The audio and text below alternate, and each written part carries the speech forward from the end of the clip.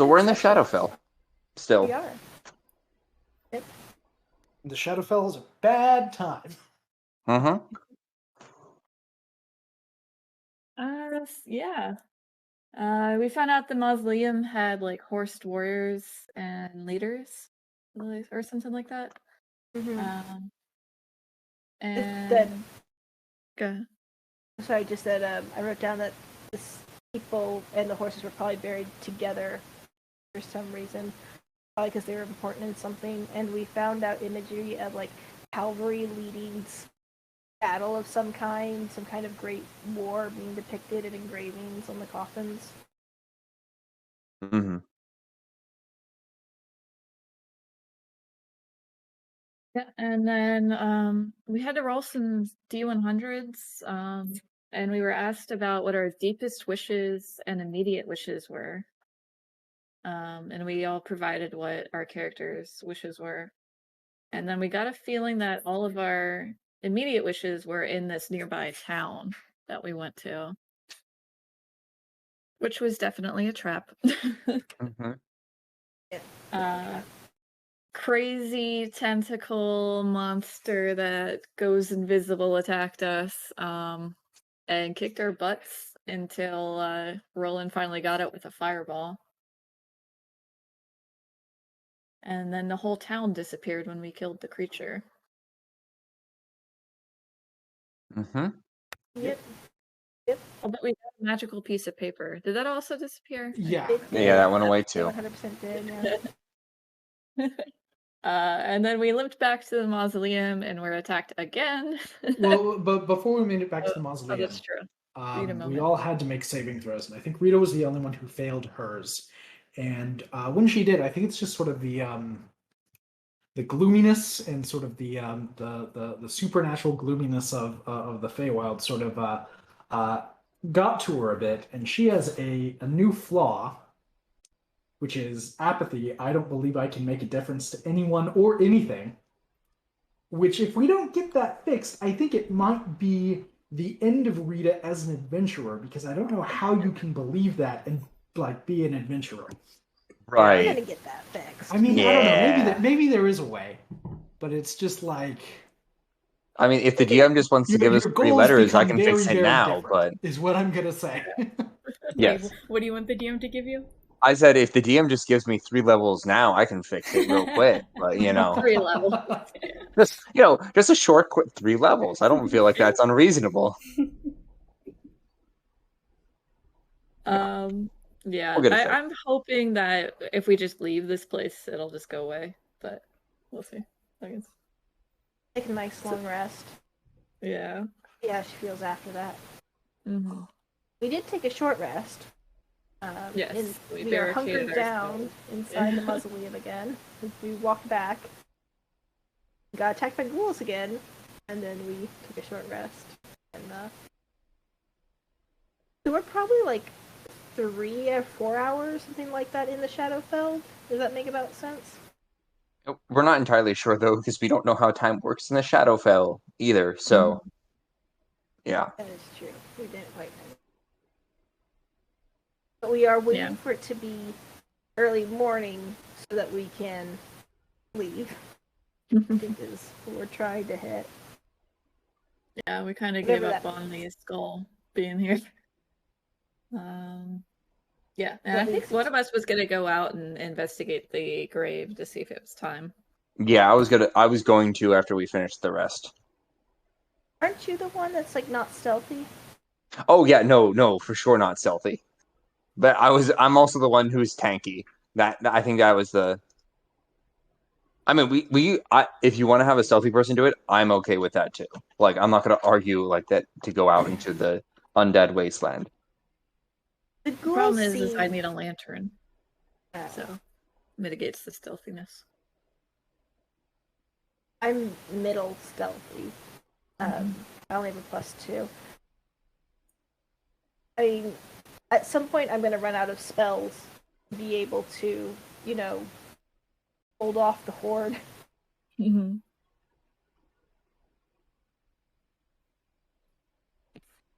But,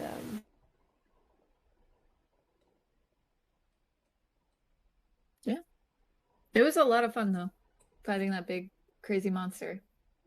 Oh yeah, right. Two of We us didn't were die. not unconscious. Yeah, You always would say. worried. I think there was quite a bit of darkness at one point as well. That Mhm. what was the best possibly, but like also very bad for in combat communication for everybody. Yeah, we need to have a plan for how to use that more effectively next time, so that Mm. we can do all our cool things.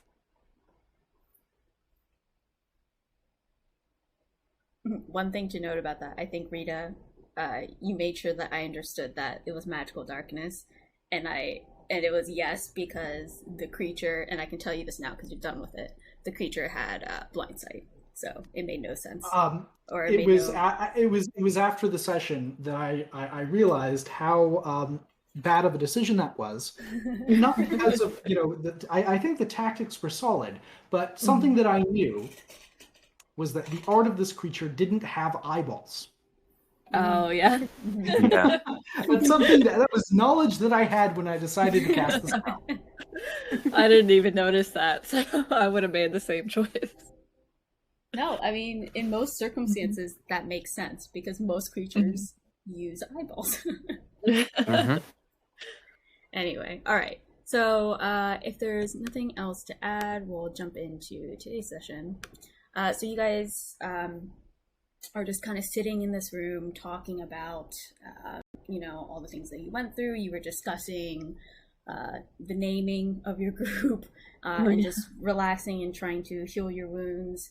You guys are sitting by this lantern light, the only light in this area, kind of keeping your spirits uplifted, if any, in this very dreary, gloomy, dark world that you're in. You guys are sitting down talking. There are shadows being casted. And then all of a sudden, these shadows start to move. Unfortunately, I would like you all to roll initiative, please. Jeez. Right into it. Yeah, it's what you rolled last session. I was nice and I gave you a short rest. Oh, I appreciate that. Because we were hurting. Yeah, because you were hurting.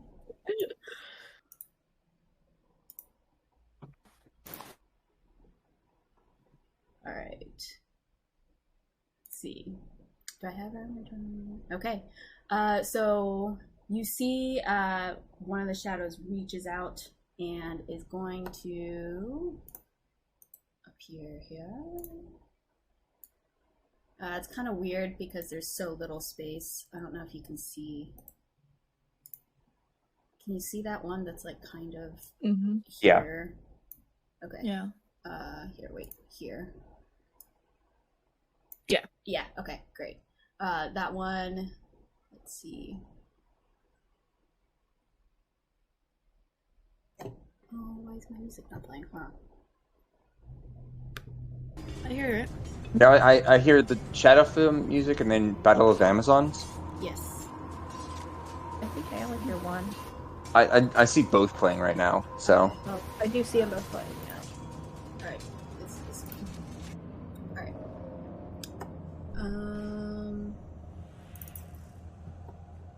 Okay, this one is... Yeah. Let's see, Cassandra... 13, I think, misses, so you're fine. And then Roland... Ouch. That's a 20, I think that hits you. You take 9 necrotic damage. And I would like you to roll 1d4, please. Uh-oh. Okay. Your strength score is reduced by that amount. And keep track of like your... Ooh. Okay, my 8 went to a 5. I'm at a -3 strength. Can I stand? I'd say yeah, sure, you can stand. Okay. Just keep track though of like your original for if or when you go back. If or when, yeah. If or when. Alright. and then let's see. It's so hard because of the small space, but the other one is Rita. That's an 8. That misses you. Tarvik, 18, and Nat 20. 18, does that hit? Yeah, those. 18 just hits. Okay, yeah, that's seriously. 10 necrotic damage plus 19 necrotic damage, so total. Jeez. Yeah, so. And then roll 2d4 for me. 2d4? Uh-huh.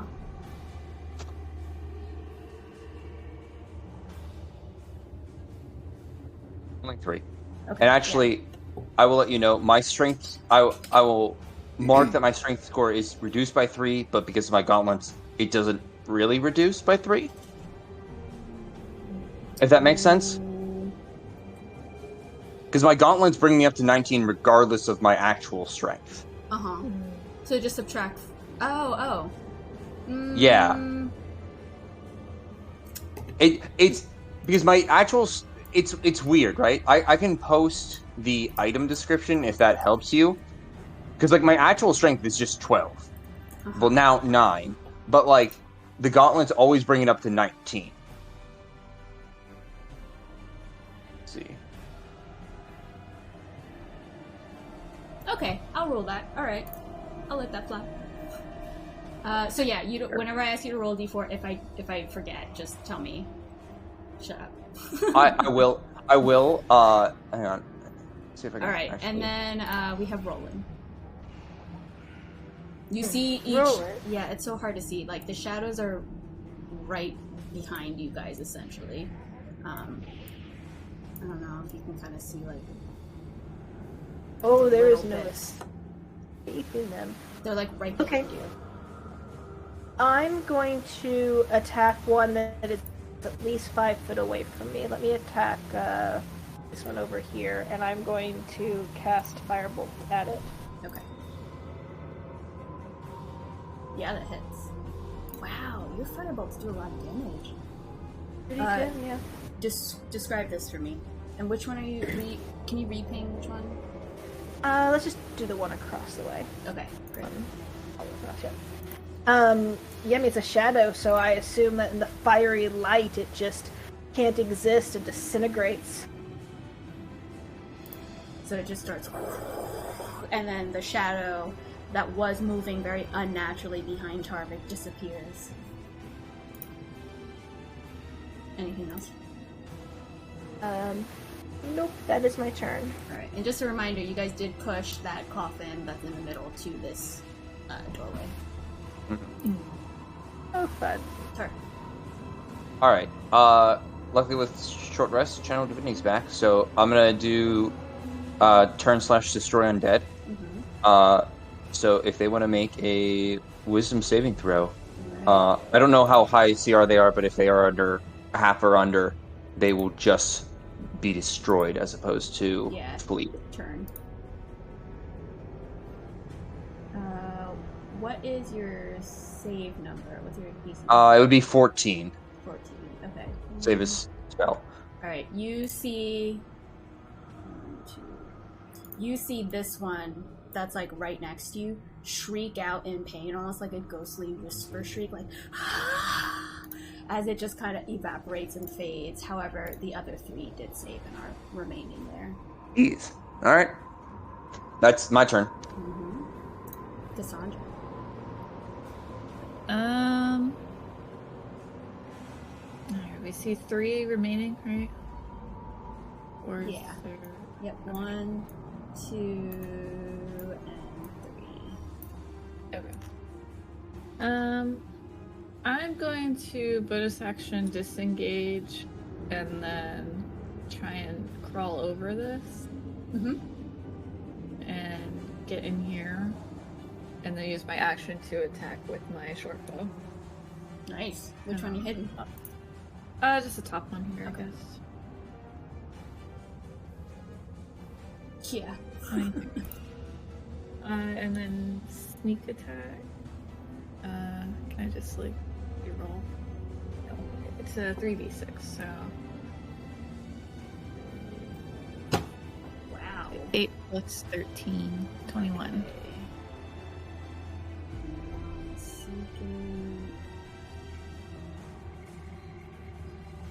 You see that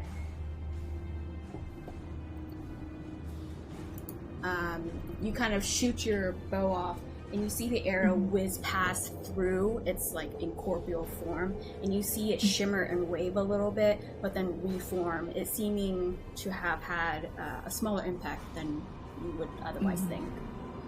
Okay. And I'm gonna like try and make myself small to give myself cover. Okay. Rita. Rita is going to use her action to disengage, and then she will run out here, and then run this way. Oh no! Because of her flaw. Wait, what? And that's the end of her turn. Okay. Because of her flaw, she's Damn it. This one is going to, again, go for Roland. That is 7 necrotic damage, and roll a 1d4, please. Oh god. Oh, so you're at 1 strength. Oh no. Oh no. Because 1, I think if you go, your strength goes to 0 or below, you just die. Yep. So. Oh no, Roland, get out! At this point, can I stand? Yeah, you can stand.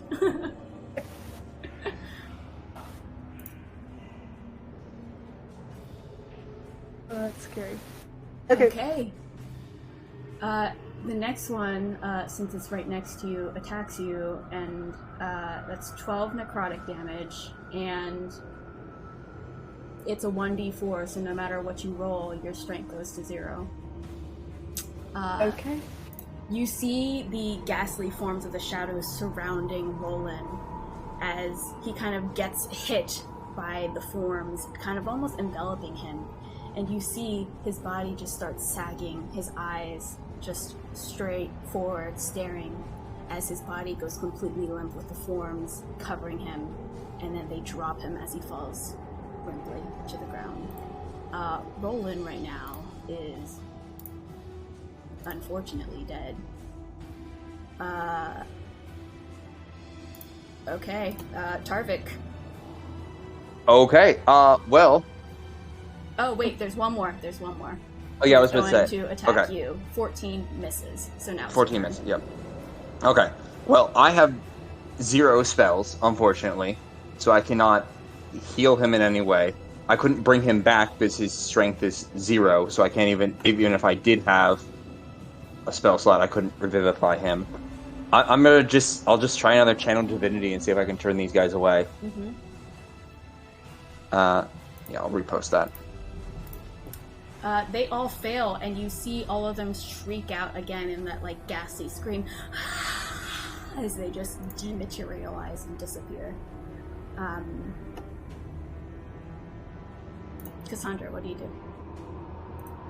I'm going to, if I see them disappear, I'm going to grab Rita by the hand. Make a athletics check. Okay. Contest. Oh. Oh.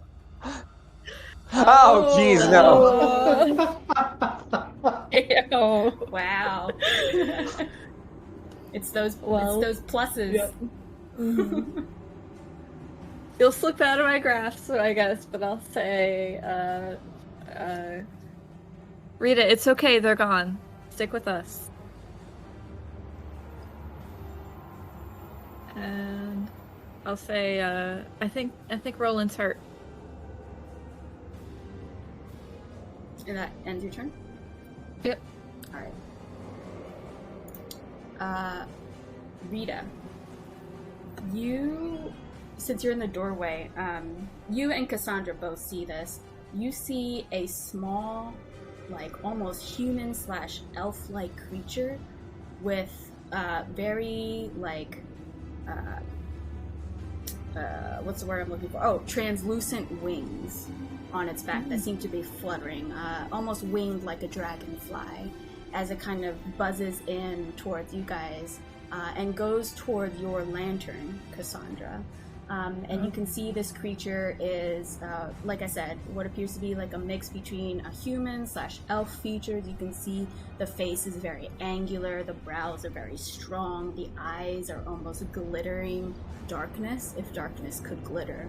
You see the body is roughly like a foot in length, and you see the creature flying with swirls of like wispy dark tendrils kind of moving around its body.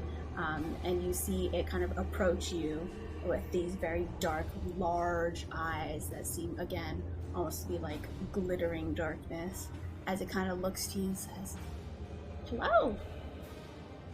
"Hello," looks to Rita. "What are you doing here?"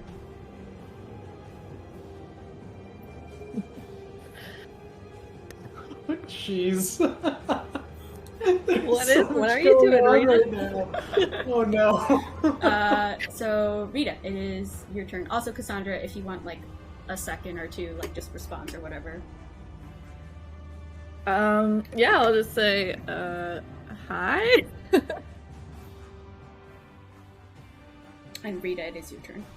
Cassandra just tried to grasp you but failed. Where exactly is this this creature?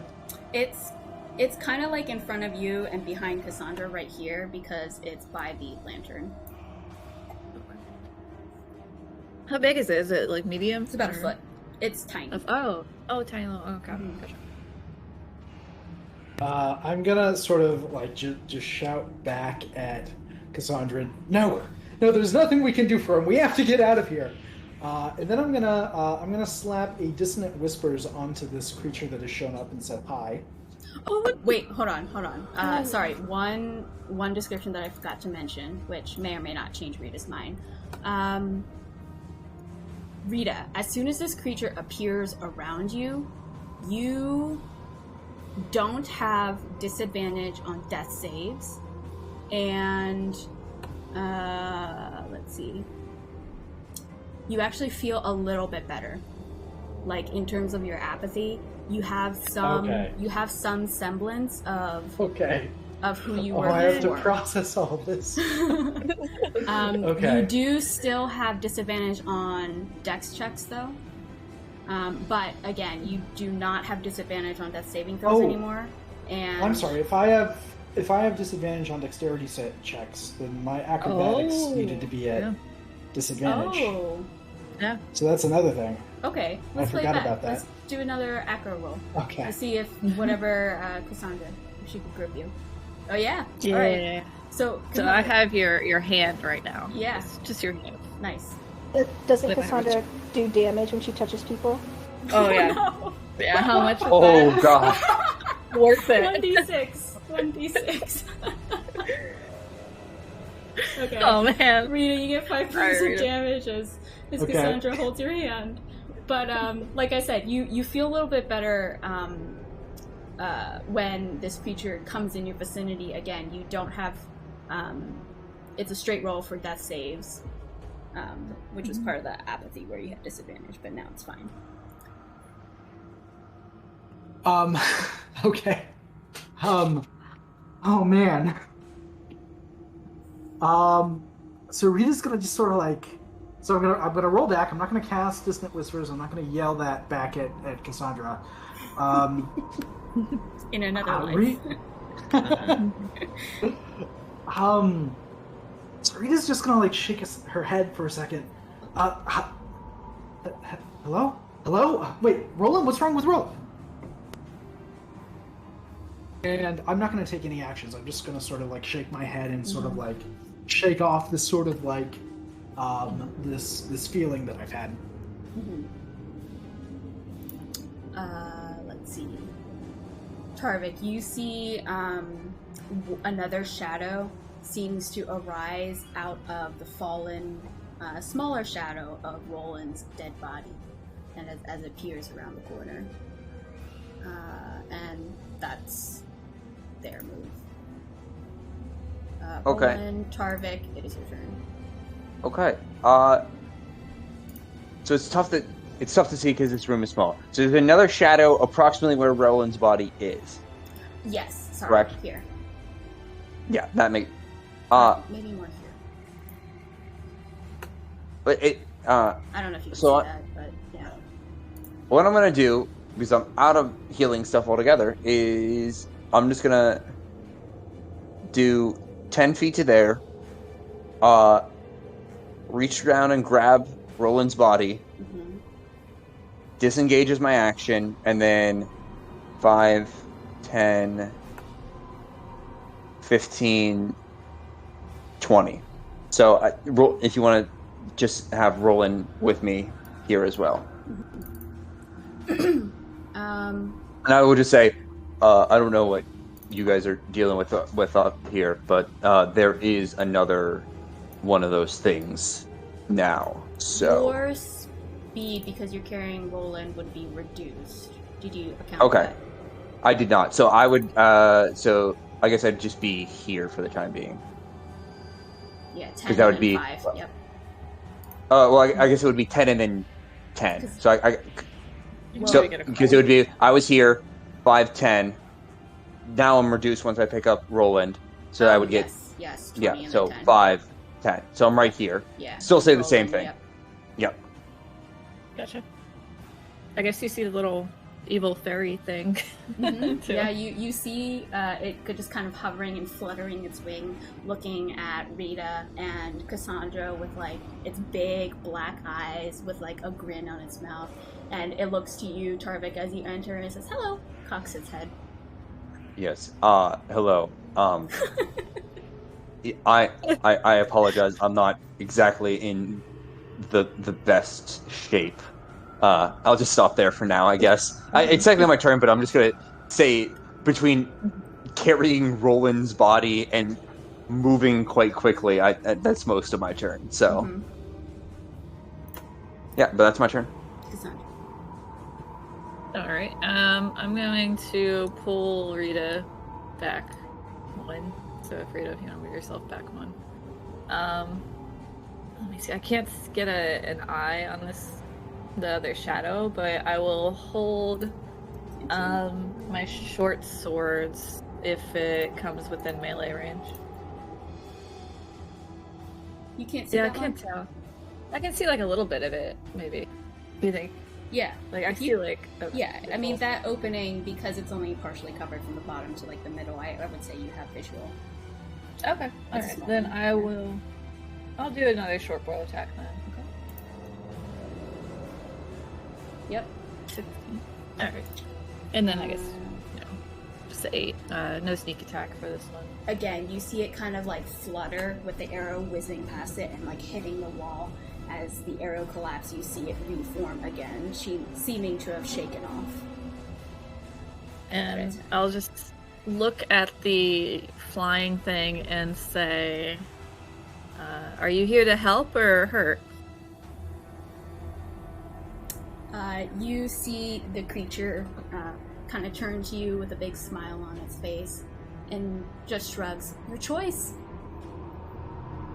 Interesting. Rita. So Rita has just sort of been like holding her temple and like shaking her head, and then she sort of looks up as Cassandra pulls her back, and she sort of follows the arrow with her eye into this this shadow, and immediately she just yells out at it as it reforms. You don't have a shadow of a chance. There's the Rita we know. So That is a fail. Still... Okay, it finally did 2d4 though. So even though I rolled 2 1s, it's the right dice. Yeah. Psychic. Huh? All right. You see, it's like very incorporeal form, just kind of like shift, almost like it's trying to shake those words out of its head. That ends your turn? Yeah, I'm not gonna move, I guess. Alright. Roland. at this moment, it's odd. You know you were with your friends, and you know that you were in this cramped area in the Shadowfell. You were in this little mausoleum, and there were shadows that reached out and grabbed you. And then, all of a sudden, you're in a field of purple, in a field of blue, yellow, orange. And you see lazily on his back the familiar goat man that you've had a glimpse of when you had your vision, memory, what have you, of your mother painting in the fields with this creature who was sitting next to you. And you realize you're in a very similar field. And you take a look up at the sky, the breeze kind of shifting through the foliage of, again, very colorful trees of like a dark purple, very unusual. You see the sky is in a sunset, a very orange, purple, red sunset. And you take a look at the man who's just kind of sitting on his back, lazily looking at you with a little bit of a blue, what seems to be some type of wheat grass in his mouth. Hands crossed behind his head. Look at you and say, "Oh, Roro, what have you done?"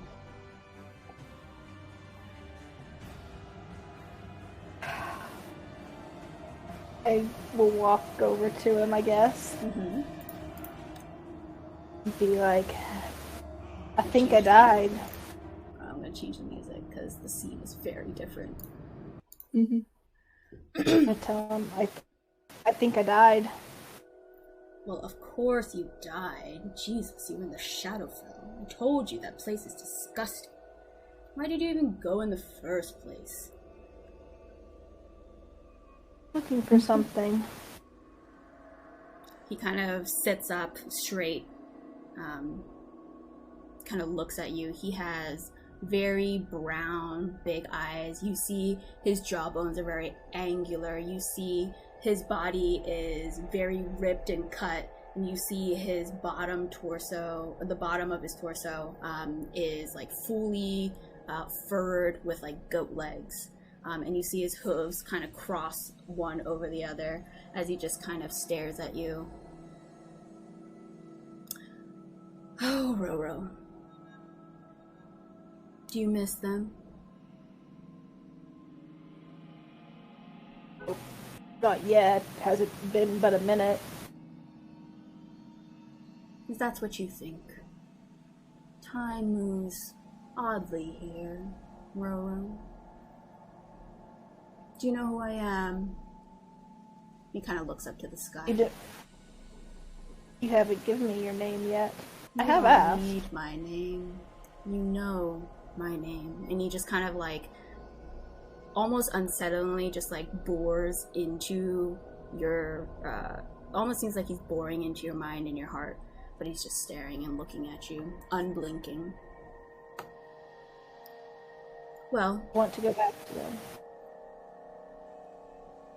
what would you do to go back to them, Roro? And he kind of just fiddles with the wheat in his mouth. Still looking at the sky. Not a whole lot. What do you want me to do? Just remember me.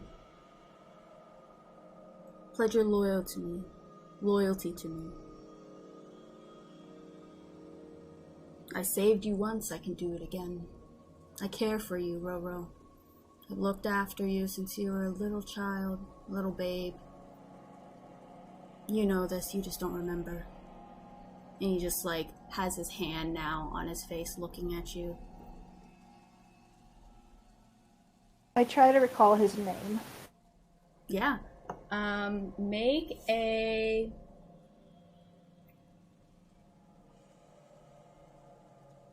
Make an Arcana check for me at disadvantage.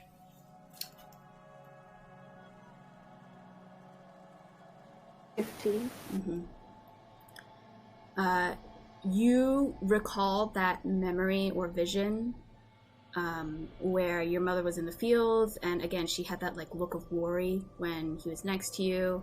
But you try and recall any further than that, and there appears to be some type of block.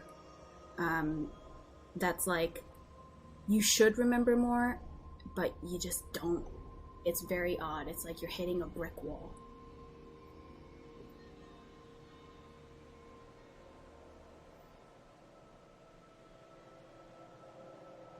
Are you the reason why I can't remember? Are you making it so I can't remember? I'm asking you to remember me. And you still haven't answered my question. Will you? Or will you not? I can easily return you to your friends, Rolo.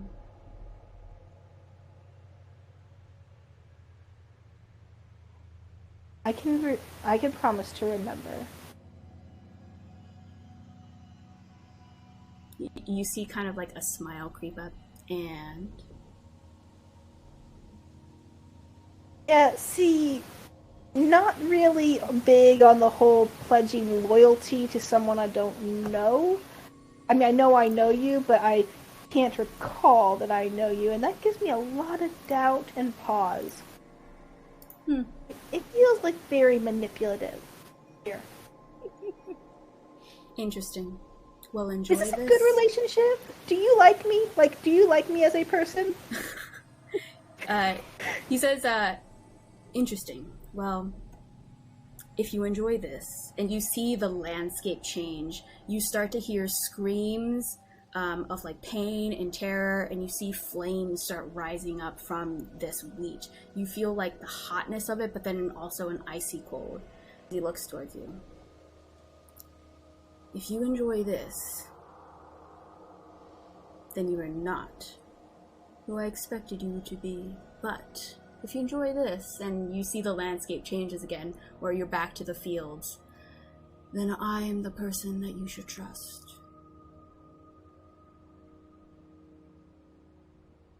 Does that answer your question? It really doesn't. No, that does not answer the question at all. Then roll it, my dear. Think.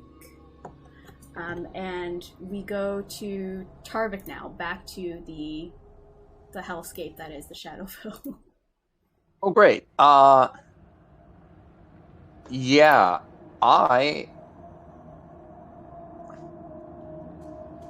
I'm gonna cast Toll the Dead on this thing, which will probably not do very much, but it's the only thing I got. 13. So that's a fail. Fail. Okay, so it did take damage before, so it's gonna take actually just the 9. Yeah. I hate when that happens. Yeah, so it would just take the 9 of the chronic damage. Nice. You see. Let's see. Necrotic. It is probably. Yeah. No, it's full. Oh, is it really? Uh-huh. I know. I was surprised too. You see it kind of like shiver and put its hands up to its head as you see like the form just kind of like pulsates as almost like there's a sound that's vibrating through it, and you see it kind of silently do a scream like as it seems to have been impacted by that. Anything else for your turn? Yeah, I mean... Oh, shoot. Nope. I'm so sorry. Yeah. I was about to say. Sorry. You see the shriek turn to almost like a ghostly laugh. As it appears to have not had any impact whatsoever. That makes a lot more sense. Yeah, sorry. Read that wrong. Oh, you're good. I will just, keeping and dragging Roland, I will just move right to here and then set Roland's body down here. Okay. For the time being. Yeah. Move. And that's all I can do for right now. Cassandra. Okay. Okay, we still see this one guy. I'm the most healthy right now, so I'm gonna run up to it and Stabby stab. Hopefully. 25. Yes. Maybe? I honestly feel like 99% of your sword attacks hit, like basically. I'm pretty lucky with this. Oh, there we go. There's a little one that doesn't miss. Oh, that one doesn't. Yeah. Yeah, but it's just a 9 that are halved. I mean, it's a magical weapon. I don't know It if that is. counts. Yeah. So it's Alright, cool. it's full damage. So go ahead Alright. and describe this for me. You run past the tomb. Yeah, I'm gonna like parkour off do like a roll into the room and then jump on the top of this. Oh, I guess this thing is moved to the side, so I'm gonna roll over the sarcophagus, jump down, and as I'm jumping down, just like slice all the way through the middle of this thing, slicing it in half. You see it shriek, its mouth agape, and then all of a sudden just it turns into whisper and nothingness. Alright. And we Oh, rather come back. Yes, now we are. What were you gonna say? I was gonna say, if I still have a couple bit of movement, I would head back in that direction. Okay, yeah, you have the movement. What do you guys do? I guess we gotta deal with this fairy thing. Can you heal, Roland? Deal with this fairy thing? You see it kind of like flutter about, almost like offended. We're having a really bad day here. I'm Can sorry. Can I just roll a medicine check on Roland first to see like the state he is in? Sure. 19. Yeah, he is dead. Fully, it seems to be that once he lost his strength, like his just physical capacity to live was just drained away by these creatures. Okay. Yeah, then I would just say no. And I do not know many people who could help him in his current state. And I'll just reach up, like adjust him so he's laying down and close his eyes and stand up. Mm-hmm. You see the creature kind of flits over here and looks at Roland's body. Rita, as soon as the creature moves away, you are back to the full apathy. And you notice that change. You see the creature kind of looking over, like fluttering above him, above Roland. You say, he's dead. Yes. You're Various. not, though. Interesting. Where did you come from? You see I'm its sorry, big eyes looking towards you. What was the question? I missed part Where of did that. you come from? You're alive. Yes. Do you see the hole over there? I point to one of the holes over in the corner. The creature flits back over, and Rita, again, near your presence, it feels better. The apathy feels better. You see the creature kind of look over. Okay. What are you doing here? We were on the search for a child's skull to hopefully put her soul to rest. Her. Sorry, go ahead. I was to say, she is much like most of this world, but in our world. If that makes sense. No. It kind of like flutters towards the lantern that Cassandra is carrying, just kind of like staring at it. And again, the light is like reflecting almost in these very dark and big eyes. You see it look up at you and says, "What is this?" It's light. So Fire. pretty. You see it kind of like reach out its hand as it touches. Yeah, it touches a little bit, and it's warm. It kind of stands back aside. He's like, not nice, but pretty. Yes. Kind of looks towards you, like you. Looks towards Rita, and you. You're very pretty too. This, and you this revive dead people?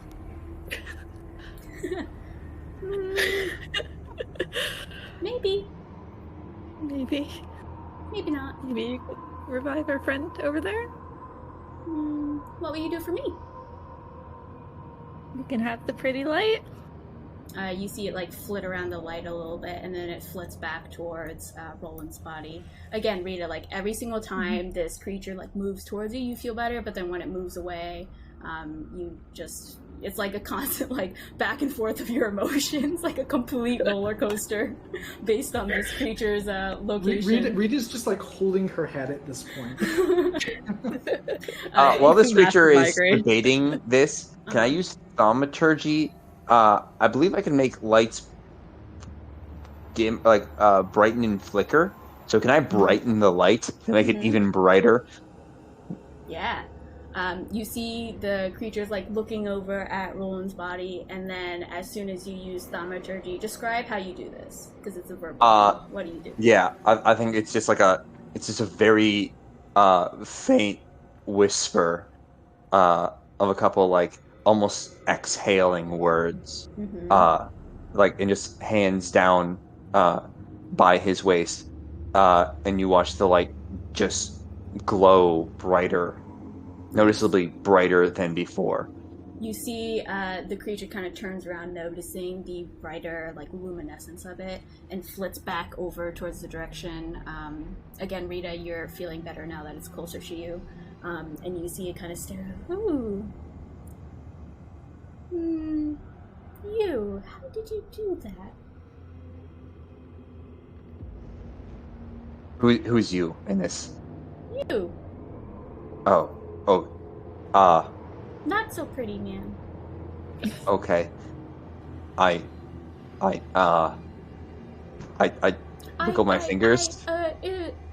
Yes. It kind of goes immediately towards your face, and it has like big eyes towards your face.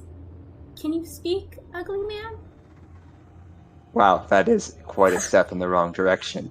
I fly. Very nice for you. I possess some magical properties, as do several other people in this party, including the man who was once alive in the body on the floor here. Special. You're not special. Thank you, I suppose. So what do you think about reviving our friend? Kind of looks back towards Roland's body, flies over to it, just kind of hovering over his body, lifts up Roland's hair and just kind of lets it fall, pokes at his cheek, looks at his ears, at his pointed ears, and you see Tarvik. You would notice this because of your higher passive perception, but you see as soon as he kind of gets to the ears and looks at the pointed nature, you see him like briefly like tilt his head like he's about to go touch his ears, and then you see him just like kind of stop and just shake his head a little bit, and then just like continue poking his nose and like just looks at his armor and just kind of like tries to like lift it up a little bit, but he's not going anywhere. Just kind of flits down to the shoes and just kind of pokes at it and flits and flies very, very high up in the ceiling, so that is like at the very, very top of this mausoleum, and just kind of says, well, he's dead. He's gonna start stinking soon. You know dead bodies stink, right? Yes. Well, no light for you, or I shut the lantern. You see it like beeline towards the lantern. No, bring the light back. It's so pretty. What brings you here? The light. I open it. I don't care. You see, you see. I just set it down on the floor next to Rita and come over here with Roland. You see it just kind of like sitting right next to the light, just looking at it. And you see this creature, it has like like I said, like very dragonfly-esque wings. He has like, if it is hair, it's like a very dark, like wispy tendrils of hair, but it's more just like shadow just kind of moving about. And you see him just kind of like playing with the twirls of his hair as he's just staring into the light. What are you gonna do about your friend? We gotta bring him to a cleric, right, Tarvik? We can I fix him. what is currently affecting him is beyond what you would consider normal death. This is not the Dad is extent of dead. damage. Dead is dead. That is correct. But this is the body. A body death is different. This is the draining of strength in such a way that it requires additional magic to take care of the missing strength portion to even allow his soul to come back into his body. Oh, we have some money from Malaria. Surely someone has the skills. How did you become so this pretty? And the creature looks at both Cassandra and Rita. You come over here. No. You come here. Okay. You can pick up the lantern, Rita. I'll sort of walk over to it. Okay. You walk over and you feel that warm, almost strength, like kind of coming back into you, where the apathy isn't as strong. I am not well, But you're pretty. but you are making me better. Am I pretty?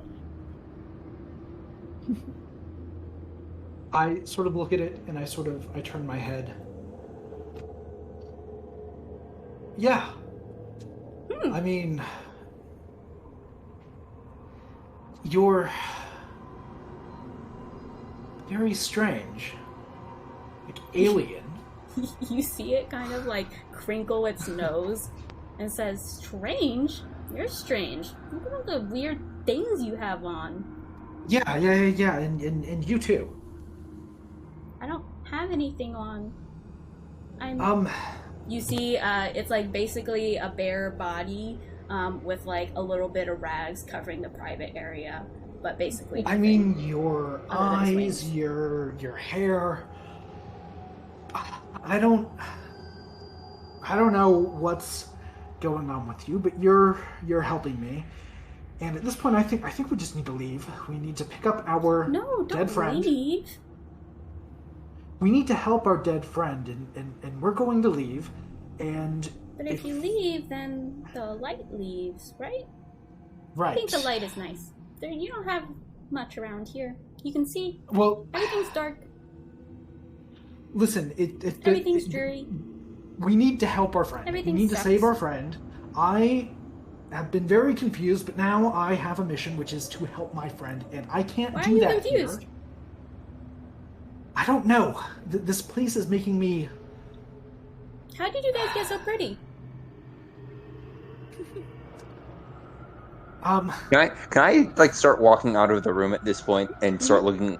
I'm just gonna walk out of the room while they're having this conversation, look in the holes, and see if they're ready to go. Okay. Do you want to come with us? Can someone roll a D100 for me, please?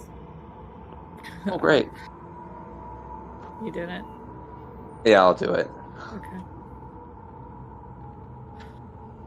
Look, you're making me feel 11. normal, or at least when you're Okay. around, I feel normal.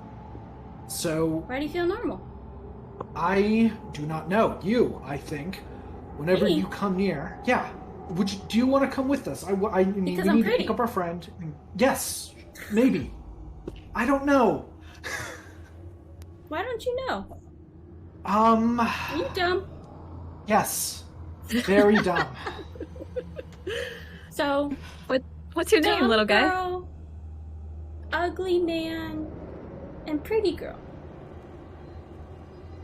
Well, thank you. What's your name? Why do you want to know? Well, my name isn't Pretty Girl. When you meet someone, you're supposed to exchange names. Oh, my name's Pick. Pick because I have this thing. I call it guitar. And you see like a magical like apparating guitar. It seems to be like, again, swirling with darkness, and you see it's not like a normal guitar. In like the real world sense, it's like an electric guitar. And you see him just kind of like kind of apparate it out. He has his hands out in front of him. He does like jazz hands almost, and you see it apparate, and he says, "I pick and I play," and you see him like strum music,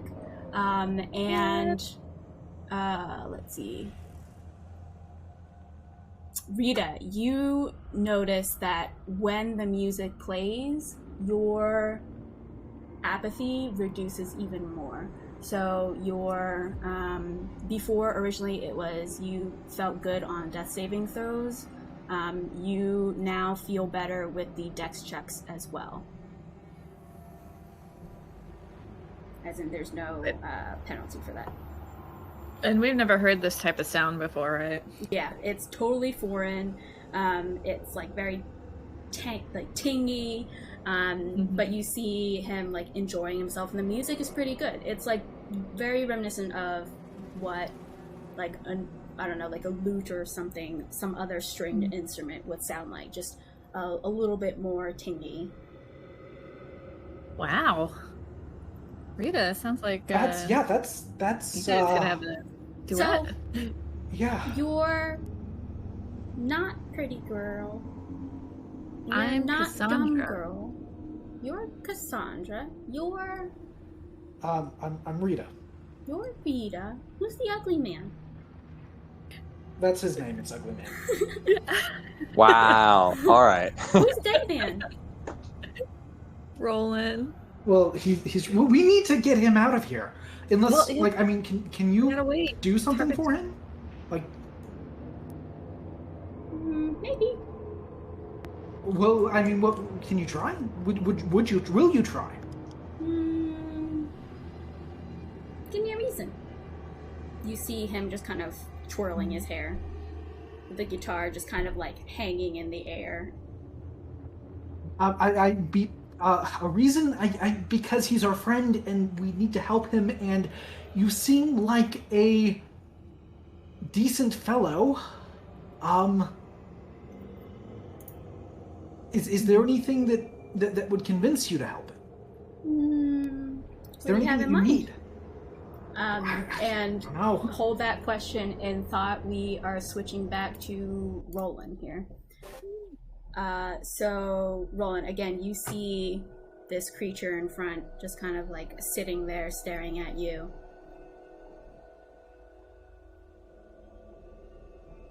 It seems like he's waiting for a response.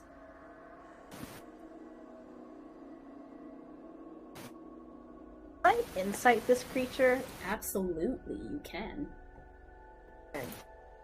I guess I kind of I don't even care about his motivations or what's going on so much. I just want to know his alignment. I want to know if this is an evil creature in front of me or not. 15. You get that there are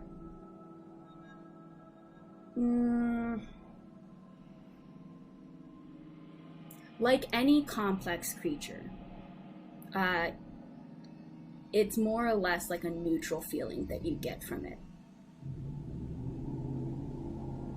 Like no evil, not like pure evil, not pure good, just neutral, seeming to be like wanting to do whatever he wants to do.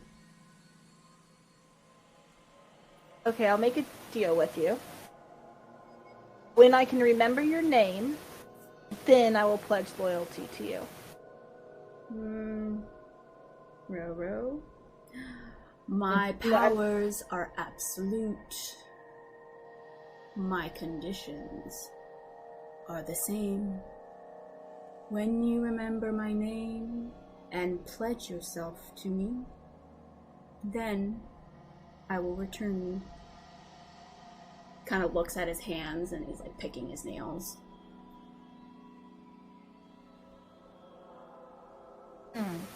He wants me to remember his name too. Is he like frustrated at me that I can't remember? Make another insight check. 18? There appears to be no emotion from him. He just seems to be asking you questions. However, you do know that he wants you to pledge to him.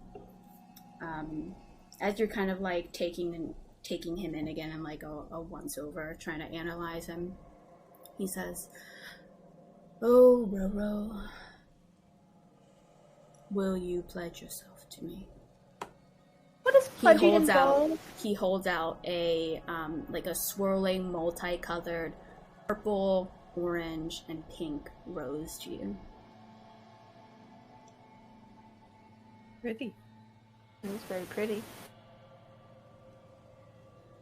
Very pretty indeed, Roro. Just like this place. How pristine and beautiful. Take in a deep breath. You see him inhale. Just against my better judgment, I need to roll a dice to see whether or not he's gonna. Okay. Yeah, he does. Okay. I'm gonna take the rose from him and I'm gonna inhale it. Oh well, yeah. Okay, so you take the rose and you inhale it, and it is like sweet candy. The smell. It's like a wonderful, wonderful smell. That's all it is, though. Just a really great smell. And you see him like just kind of like wistfully look in the air and says, "It's so beautiful, Roro. This whole place is so lovely. This is where I'm from.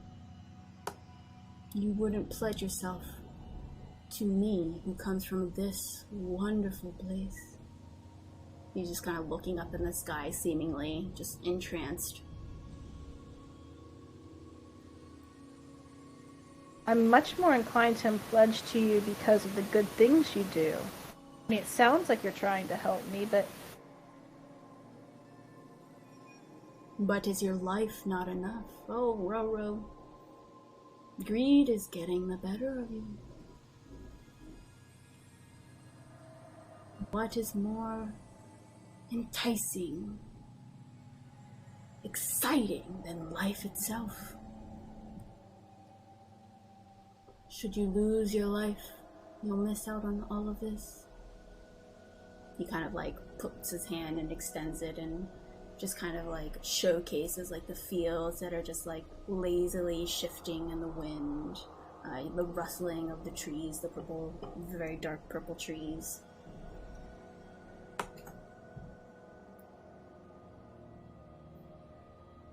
Getting back to my friends and living is so much more appealing than...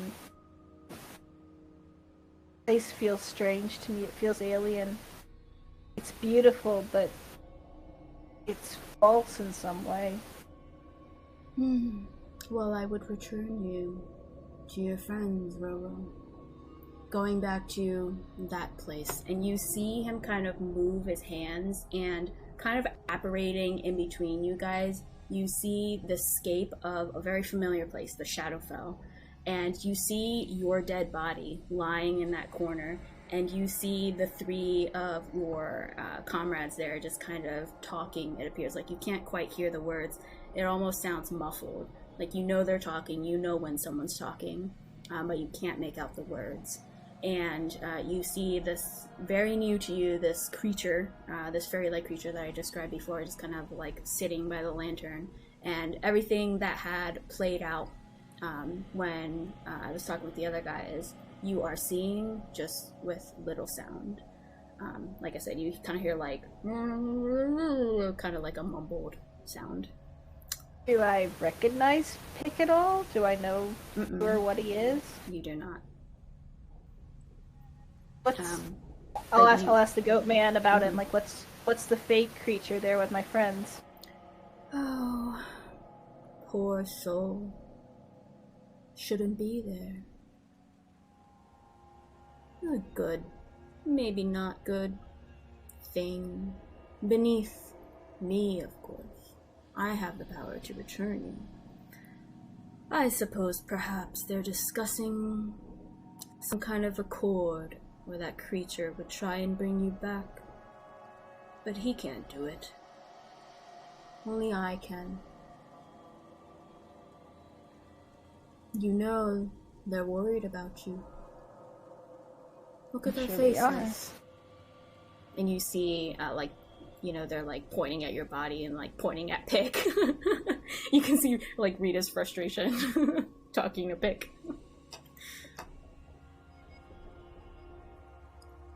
Yeah, that makes sense.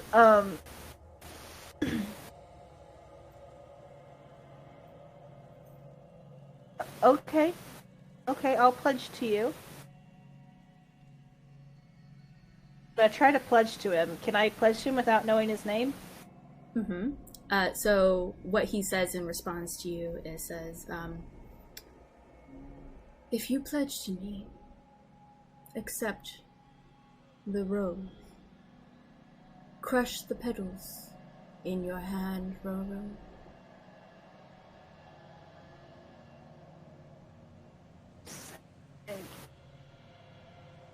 Can I make one more insight check just to see if I get a bad feeling about this? Mm-hmm. 19. What do you mean by bad feeling? Like crushing the rose itself? Mostly pledging to him. Like, is like this thing like clearly trying to like trick me? I mean, obviously, am I agreeing to something? Do I know this is going to be somehow magically binding and a super big consequence later? I imagine there's going to be a big consequence later to this. You would know that this would be binding, like the whole pledging, yes. And you get the feeling that, like, this creature doesn't necessarily, like, want to harm you at all, but it wants your pledge for something in the future. And out of game, or like, yeah, out of the actual session, what this would entail is taking a class in Warlock. Like your next class, you would have to take in Warlock. I'm okay with that. Yep, okay. I'm Roland is going to I'm gonna grab the flower and crush it up. Okay, you crush it up, and you see the petals, though crushed, they seem to disintegrate, and they seem to have like gone into your body somehow. It doesn't like fly off on the wind as petals would do. And you see the creature smile again, uncross his legs, stand up, and come over to you, very leisurely walking, as he just envelops you in a hug. And then all of a sudden, you gasp, and you are back to consciousness on the corner of this mausoleum. Oh, whoa, sorry.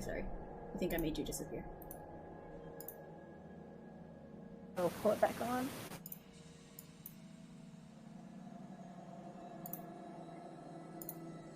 How many am I at 0?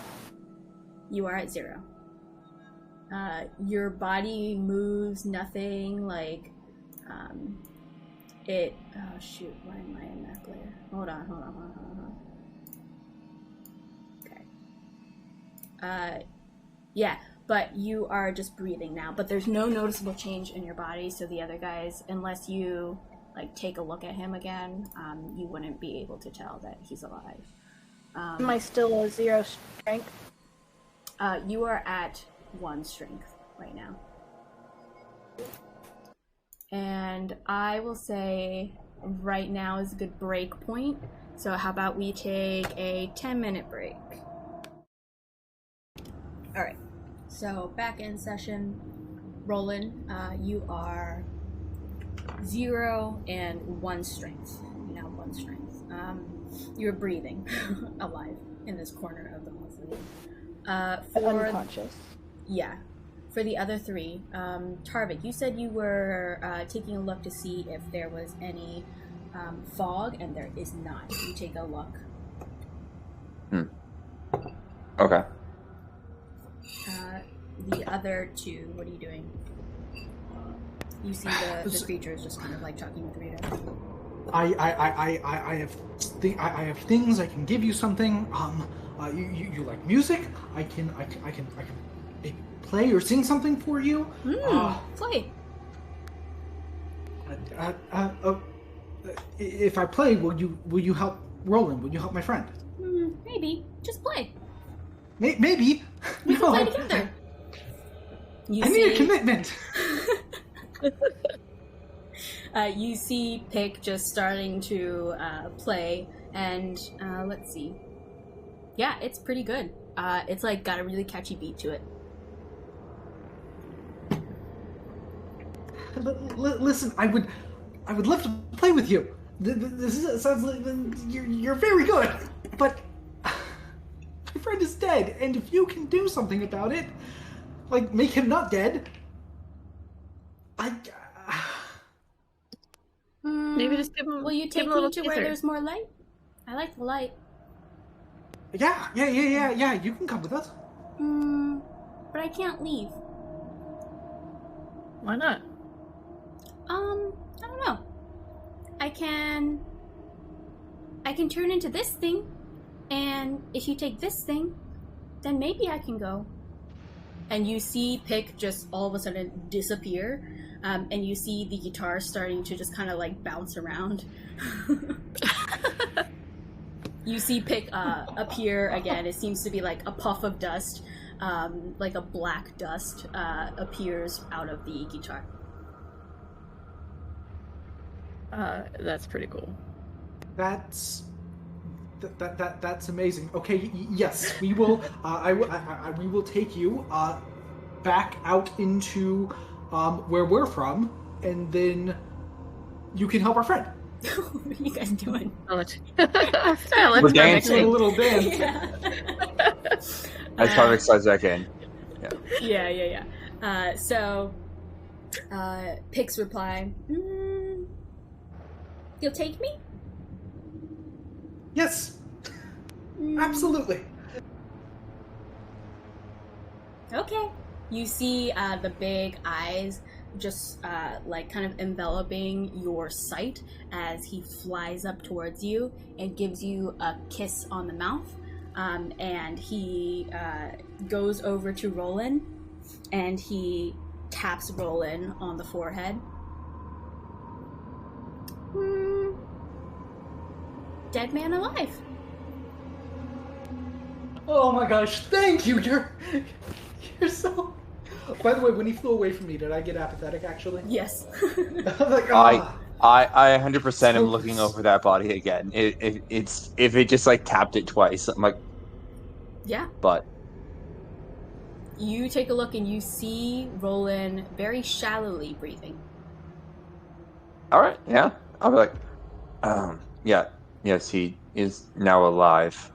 That is Wow. very You're really good. Powerful Pick. Does Thank anyone you. have a healing potion? We can probably You see Pick wake is just him up. smiling and goes back over to Rita. Plays with your hair, Rita. So I can cast some healing magic, but it might also hurt him. I think it's best not to do that then, I can, unless I can do this. Yeah, Rita, go for it. Rise! Oh my god, it's a healing word. I love it. Yeah. Roland, you now have 5 hit points. You take another point of exhaustion, however. So, Mark, I think you already had another one, so I think this is 2 for you. Okay. Okay. You can still move, but your movement is halved. It's like very hard. You're very weak. So exhaustion already have my movement. Am I at halved? Oh, no, you're fine then. well, no, 1 level should just be disadvantage on I'm ability at checks. 2. I'm at 2. Yeah, so 2 should just be just half. Yeah, okay. Sorry. Your strength now is still 1. I'll say you can walk and stuff, but if there's anything strenuous that you try to do, there's going to be checks involved. Roland, you're back. What happened? You died. But you're alive now. Yeah. You see this fairy creature just kind of like playing with Rita's hair, staring at you and smiling. He saved you, Roland. Hey? Okay, you guys, I gotta tell you the story of what happened. You died. We saw what happened. Yeah, Yeah, I it was know. And pretty then rough. we made our friend who just wants to go with us when we leave. He saved you. He brought you back. That's what happened. Yeah, okay. That's part of the story.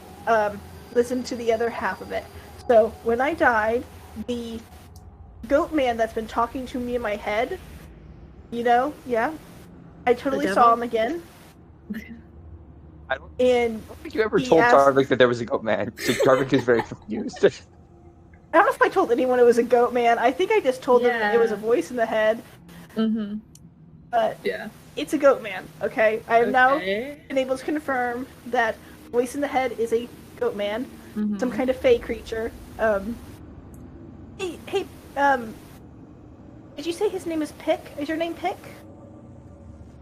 You are alive, man. Nice to meet you. I'm Pick. Hi, Pick. I'm Roland. Hey, do you know the goat man?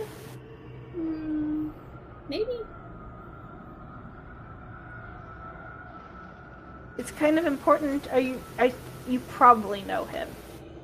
Maybe. He just smiles. Who is he? The goat man.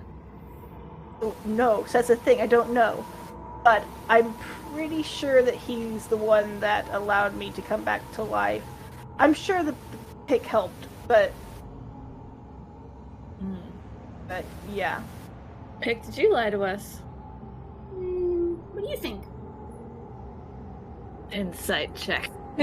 Go for it. Mm. Interesting enough, though, he's got like an unchanging face. It always appears to be some form of smile. It is really hard to tell what's behind his eyes and his face. However, I will say, because it's a nat 20, you get the feeling that there's something more to him than meets the eye.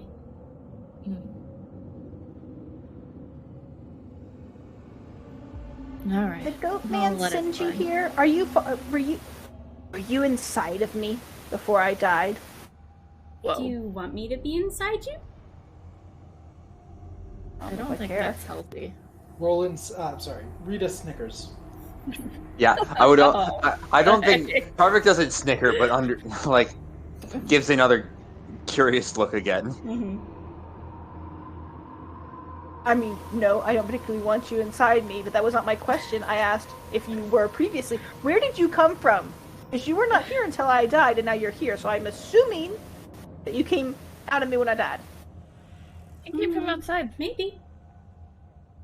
Where'd he come? What'd you say? Where'd you come from? He was like outside the mausoleum when we first saw him. But maybe I was outside, because outside is inside you. Oh, that's trippy. I didn't Maybe a catch that. whole He came from- world exists within one molecule. What's trippy? You ever do drugs? What's drugs? Oh, Let's You'd probably like- maybe not convince this fairy creature to start doing drugs. Are drugs Okay. bad, Ugly Man? Some more than others. anyways, how do we get out of here? We just wait? We literally wait, right? It's still gonna be like Yeah. hours before we can leave. Mm-hmm. Yeah, It's 'cause they're I Why just don't we go checked. now? We I can't don't like this dark place. We have to join we the have club. to wait for the crossing to open up again, and then we can go. How long have you been in this dark place? I don't know. How long have you been here? Like a few hours. A few hours.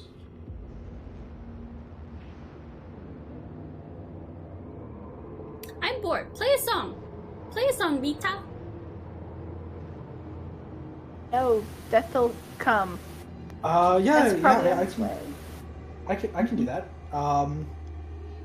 Give me a second. I need to sort of. I had an idea for this, so I need a second. I'm gonna be quiet for a moment, and I'm gonna start playing something. Like maybe play more back into like the normal world, and ghouls will come. Oh, those ugly things? Yeah, they're no big deal though. You can just kill them. We're a little tapped. What does that mean? Means it's harder for us to kill things. Why? The ghouls are so weak. Why, you kill them all the time, Pick? Yeah, they're no problem. Alright, you handle them. But they're not here. They're all dead. And you can see him point at all the ghouls. So you guys can kill them too. Alright. Well, if Rita plays the song and the ghouls come, you have to kill them. Okay. Deal. Fine. I want to see this little fairy kill some ghouls. Actually, would be kind of cool. Mm-hmm. Alright, should we go back in our little hidey hole, or is that not safe? Well, if more shadows appear, would you rather us be up against walls or not? I can hear you all again. Oh, could you not hear us? Yeah, when I was... I don't know if you guys actually heard what I was doing, but Nope. for a moment, yeah, I couldn't hear you. Oh, you didn't? Oh, great. No. You said you were going to be quiet for a minute before you play. So Yeah, we thought you were being and quiet. I did. Okay. Well, I don't know if I want to try that again in that case. I'm surprised you didn't come through.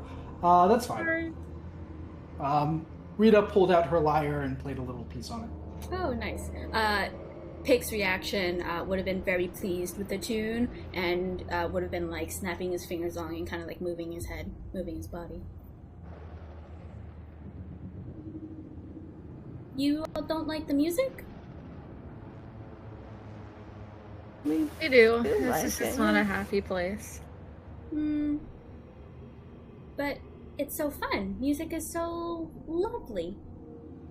Why don't you dance to it? You see the hands just kind of like, again, do like a shimmer / jazz hands as you see the guitar apparate, and you see Pick like make a strum, and all of you, despite your will, start dancing. Like just the lower half of your body just starts dancing as Pick just starts dancing as well. This is more fun. It's a dance party. Nick, no, you can't do that to people. This is weird. Oh, yes. Tarvik, without laughing at all, just comes over to Rita and say, "We're not taking this thing with us." Yeah. Pick. Can you like can you stop? Okay. You see him stop playing as all of you regain control. Yeah. Tarvik makes a good point. If you're gonna sort of You don't like dancing? well, I mean, No. we don't like having Ugly man who autonomy doesn't like of our dancing. own bodies taken away Yes, from us. that is correct. Boring. I like you better, Rita. Well, I mean, like, I do like to dance, but I prefer it when I'm, not being compelled to. But you weren't dancing. Just they were. And you weren't dancing. Oh, it was just them. Yeah. Oh, okay, never mind.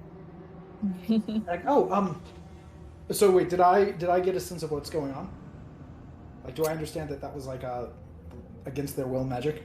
Sorry. Yeah, make a either insight or arcana, your choice. I feel like this is an advantage, as you've never seen Tarvik dance in his life, so... I I rolled an think 8. Right, but I feel like Roland was just staying up and going, ow, ow, ow, ow. Sure, If roll with Tar- advantage. Tarvik because is of those two dancing. things. And Tarvik also danced over to Rita and said, "We're not taking this thing with us," so, Oh, There we that's great. No, they wanted to dance. Rita's just gonna like turn her head at like you guys like that was lovely. What are you talking about? Yeah, you guys are good You seem dancers. like so coordinated in it. You guys are great And, like, dancers. Roland, like even after everything you've been through, like, I can see the pain that it was putting you through, that you would like, just still like, perform like that and just sort of bring joy Rita. through your body. Strong man. You see Pig just kind of nodding in agreement with Rita. Rita, this was not by choice. The little fairy creature made us dance, not through our own volition. Rita sort of like looks over, kind of side eye at Pick. He's just smiling at you. Did you make them do that? Maybe.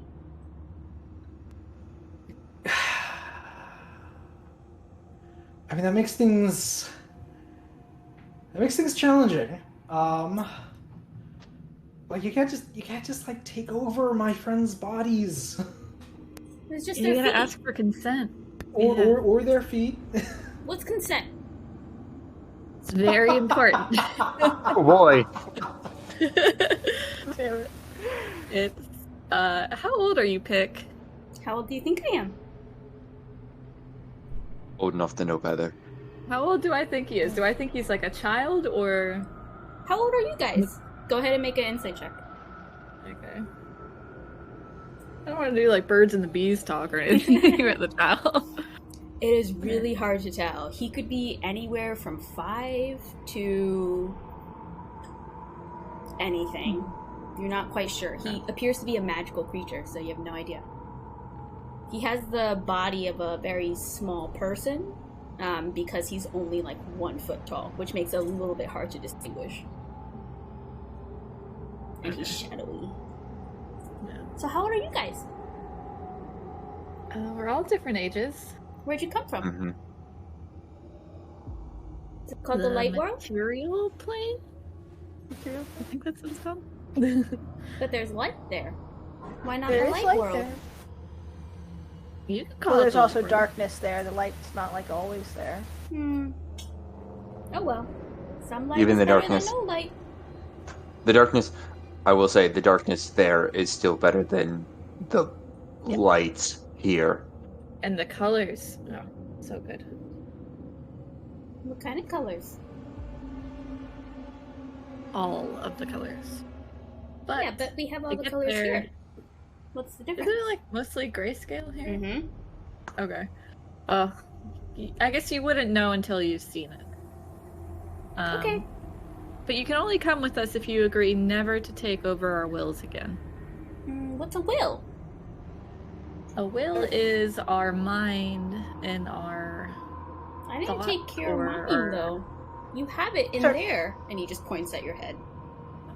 You took If our I took it choice. out, it would be all red. Maybe black. Oh my god. Okay. This thing is dark.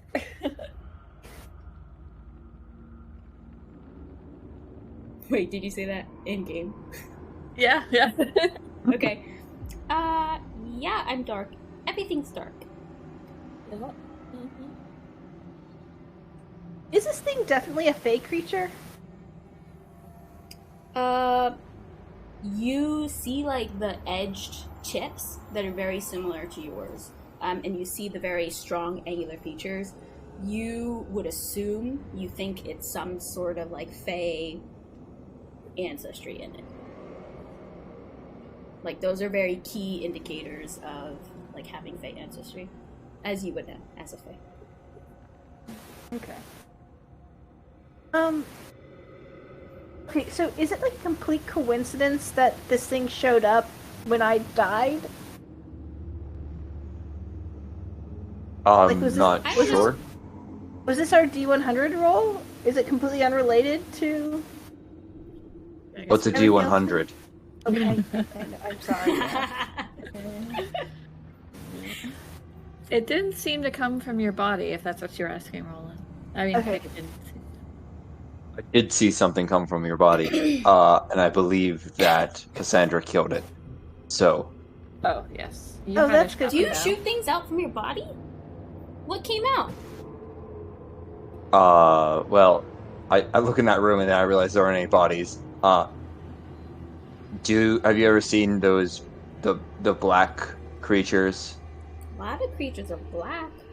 Yeah, okay, that's fair. The ones that, have like I actually have to look over here because I can't remember. They kind of look The like black hooded shadows. figures, right? Yeah, like they kind of look like shadows, and they kind of have like dark hoods, and they like to reach out and drain your strength away.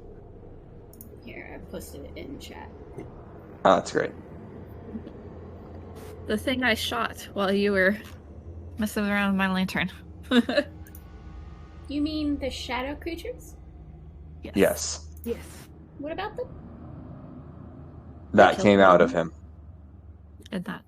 Whoa, you're dark. We should stay away from him. Those Wait, things what? can kill. Sometimes. But not me. They're weak. Well, huh? So that makes What- you a what gave weak away- man, not a strong man. Was I like an undead thing for just a minute Mm, there? I mean, your body wasn't. If that helps you. No, that's not what I asked. Unless the goat man is a necromancer. Who's the goat man? Just kidding. Okay. Okay. Alright, what are we gonna do for several hours? I have several ideas. Would you like me to start on one of them? Sure. Cool. I'm gonna sit quietly for 10 minutes, and then I'll let you know what's happening. As you're sitting, Pick just continues to poke at your forehead. What are you doing? Why aren't you talking? Why isn't he talking? What's he doing? Figure out- Just pokes. I'm gonna 10 try minutes. to engage with Pick. Mm-hmm. Like every time he asks a question, I'm just gonna ask him a question. I don't think it's gonna get anywhere, but I'm just gonna ask as many as I can about where he's from, what he's doing here, about the goat man, everything. Okay. What are you guys doing? What are the other two doing? Well, I guess Cassandra will. Yeah. I guess I'll just keep a lookout. Roll a perception check for me. Sorry, Rita, go ahead. Yeah, I was just gonna say, I'm guessing that whenever Rita moves away at all, or whenever Pick moves away at all from Rita, she starts to get the apathy again. Yep. And so whenever that happens, it's, she's gonna just sort of like shake her head and try to follow Pick around. Mm-hmm. Alright, so, Roland, every question basically that you answer is basically just reflected with a question or with a non-response, and just kind of looking at the hair playing, or looking at the air playing with his hair. And then just once he just kind of gets bored, he just starts poking Tarvik again. And then this continues, it's just a cycle. If you want any specific questions though, and what his response would be, we can RP that if you want. That's okay. I don't think it's gonna get anywhere. All right, Tarvik, 10 minutes. What you doing? Cool. I ritually cast silence around myself. That's amazing. How long is that last? And then it lasts for 10 minutes, so I sit silently for another 10 minutes in bliss. Oh my god, you old man. You just feel the poking, but you don't hear The anything. dad level. Yeah. Do they notice? Just like, children, stop.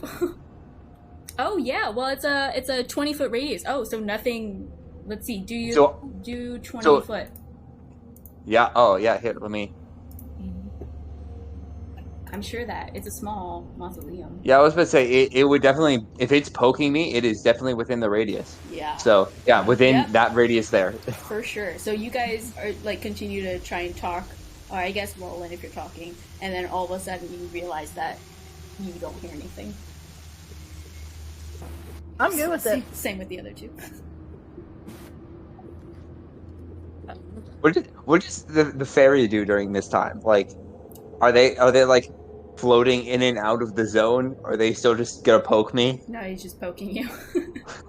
he like goes in front of you and just starts waving his hand, and you can see he's like his smile is really big and his eyes are really big, and he's just like waving and then just starts poking a little bit and starts waving. He like goes to you other guys as well and pokes to get your attention and then waves and then just kind of like flies around. Can I poke him? If he's in, I'm not going to chase him. If he's in reach of me, I'm going to poke him. Okay, yeah, you poke him. It feels like there's an inch of shadow, but then you like touch skin. Weird. Yeah, I'm just going to keep poking him as long as he's being annoying. I'm going to just probably be annoying back to him. Okay, he seems to be enjoying it, seems to be laughing, and thinks it's a game. Cassandra, you were looking out for anything. You take a look around, and beyond your light, you can't see anything, and you don't hear much other than like the faint howls of the wind. Okay. The gloom is oppressive.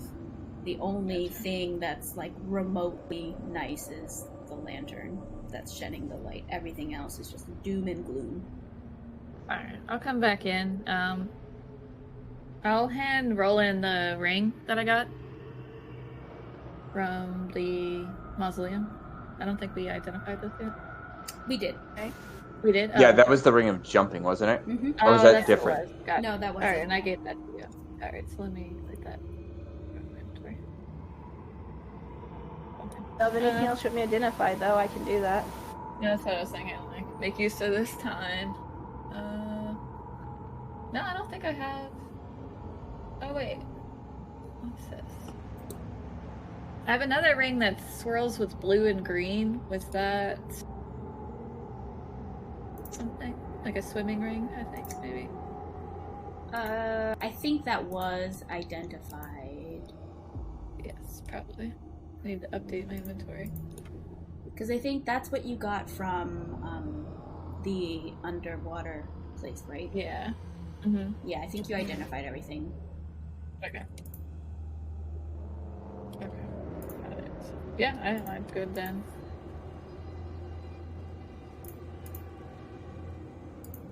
So 10 minutes passes, and sound permeates your ears again as you hear Pick's laughter as he just continues poking and getting poked and seeming to enjoy it. He flies over to Rita, and Rita, I think you said you're like shuffling near Pick wherever he moves, right? Yeah, I mean, it's sort of like, Rita has figured out that she just feels awful whenever Pick is too far away. So she's, I think she's trying to sort of, well, I guess, yeah, she's following Pick around and is just being amused by everything that Pick is doing, and that, like Roland playing with him, she's just being amused by all of it. Mm-hmm. Once sound kind of comes back, he realizes that, and he says, "Oh, good. So, Ugly Man, you don't like sound?" Sometimes. And I think after this, I'm gonna get up and realizing that 10 minutes was probably not enough, but nothing is probably going to be enough. Can I spend some time looking around and I don't know if this is even possible, but can I find a way to barricade this door here so we can maybe still get out of it, but makes it really hard for the ghouls to get in? There are some, there were wooden doors for these antechambers. However, they were basically split open by the hooves of the horses, the skeleton horses. So you can try and pick up pieces and stuff, but it's not gonna be a very hard DC to break down because they're it's kind of like driftwood. It's just pieces of wood. Okay. Other than that, there's the coffin, which, you could maybe, no, but the dimensions are off. So yeah, you can't even move them out of the room. You can try with the pieces of wood, but it's a low DC, but it's something. Can I like? Oh, okay. You said it was like splintered door, right? Wait, there's the gate at the front that's been kicked down, but it can be put back up again. Okay. Can I do that? Like, Yep. best I can. Yeah. Like put up the gate. Its hinges though, so it's not going to be completely there, but it's like standing there at least. So if you have somebody who like is putting pressure from the inside and they resist whatever pressure is coming from the outside, that will bar that entrance. Okay. I mean, or I guess the other option is like, would I be able to pull the gate inside and then like lay it on its side? Because like if the entryway is 5 feet, like it would be like 5 feet high, so it'd be hard for them to get over easily. Yeah, basically just making like a makeshift. Yeah, yes. Kind of like with what you did with the other room with the column. Yeah. Yeah, you can do that. Okay, yeah, I'll attempt to do that over and try to get it situated. Maybe take some pieces of wood and like the ones that kind of look maybe a little bit sharper, like splintering, stick those through the gate to like nice. Just kind of like make more of a barricade in here. For sure. Since apparently we're going to be here for a couple more hours at least. Can we see the grave from here? Or you can see it, but you can't see inside. Gotcha.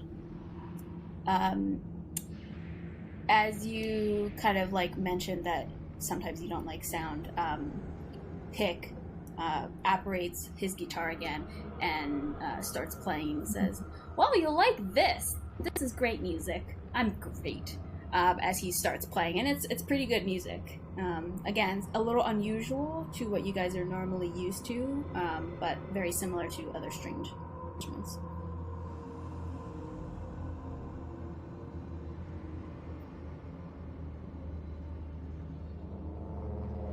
You don't like it? No, I nice. Let me get. Your music is nice. The poking and the constant questioning remind me of a much younger child. But I was just playing. You don't play? You don't like to have fun? Not really, no. Boring. Rita, do you like to have fun? Yeah, I Let's do. play together. Yeah, okay. I don't know what would sound good with that. That's a weird timbre. Maybe I can try all of my instruments, and I'll just start pulling them out. Ooh. I have a lute, I have a lyre that I played before, and I think I have a horn. You play so many things. I like you. Yeah. Do you like me? Yeah, I mean, yeah. I think I do. I feel really awful whenever you're not around, so yeah. I like you too. Does your music hurt people too? It makes people feel better. Oh, mine does too. I noticed. Hey, Pick, why don't you turn into that? Yeah, why don't you turn into that instrument from before and see if Rita could play you? Can you play me? I can try. I mean, I play a lot of stringed instruments. But can you play me? And you see the voice goes down a little, like a little above of an octave, and his eyes are just kind of like staring at you. Maybe. Will you play me? Sure. Yeah. I can give it a shot. Okay. Real quick. You see, yeah. I was just gonna say the correct bard answer to "Can you play me?" is "like a fiddle." So. You see, Pick go ahead and like disappear into the instrument, and it's just kind of like floating there as it kind of floats towards you. And like when he plays it, it's his it's sized to him, right? Does it? Oh, it's sized to him. Yeah, it's sized to him. But it grows towards you as. Oh, okay, got it. Yeah, it becomes playable. Yeah, I will grab it out of the air and start trying to pick it. Okay, you start to pick it. Make a charisma saving throw, please. Oh, fun. I'm going to use my DM inspiration on this. Okay. What a time.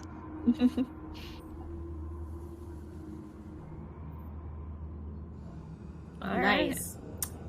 You start plucking, and you realize that each note that you play builds a stronger connection with Pick. So you kind of like pluck, and you get that feeling immediately that like your energies seem to be more entwined than before, and you're feeling better.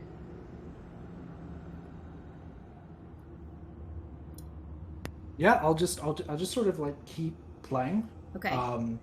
You keep playing. Roll a charisma ability check. No extra mods, no performance or anything. Just straight charisma. Nice. When you start playing, it is beautiful. There is like a really nice tune to this. Whatever song you're playing sounds different than what you're used to of other stringed instruments, but it sounds nice. You also realize that there's a power to playing this. You can choose, and this is like game mechanics, but in terms of like what you can choose from, you can choose to give advantage on con and death saves. You can also force other people to dance, which halves their movement. And then you can also do 2d6 plus 2 psychic damage in a cone. And you can also use this weapon, it's like a weapon, as like a bludgeoning weapon type of thing, even though it's an instrument. And you kind of playing the music, which sounds great, you kind of like get a feel for what this is. Like, you didn't really understand it before. You thought it was just like some foreign instrument, but you get an idea of what Pick was talking about, where he said the things were weak is because he apparently had a weapon.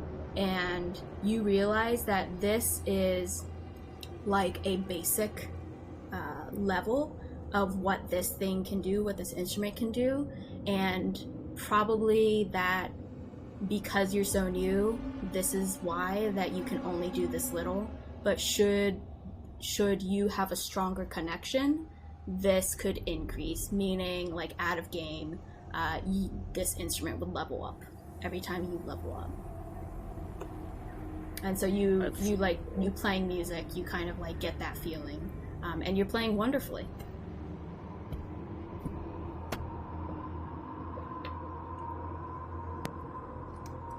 Yeah, I mean, I'm gonna keep playing. Am I able to use one of those effects right now? You can try. Which one were you thinking of? I wanna give everyone advantage on Constitution and Death saving throws. Mm-hmm. And a key point of this is that it's until next turn, so it's like however many seconds that is. Okay. Yeah, it's not forever, but you can do it. You try and do that. You try and like will yourself while you're playing, and the three of you feel like a strength returning in you, and you would, for the next however many seconds, have advantage on Constitution and Death saves. So Rita, you feel that effect seems to have come true. As soon as you do that, Pick kind of jumps out of your hands and turns back into his like fairy, like shadowy form, and he says, "Hey, you played me.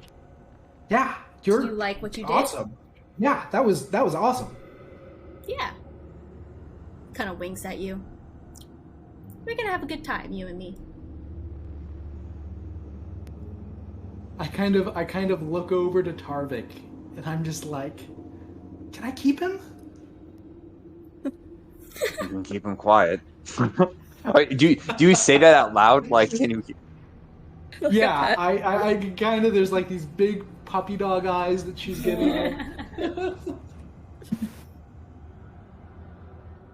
Yes, you can keep it. Just keep it quiet, and For the love of God, make sure it doesn't poke me in the face again. I'll do everything I can. Wait, did you say can't or can? Can. Okay. You see Pick just kind of like twirl around you, Rita, and then just kind of like give you like a cute little neck squeeze, and then just whispers in your ear, "You're mine and I'm yours." Goes up to your face and winks again, and then just smiles.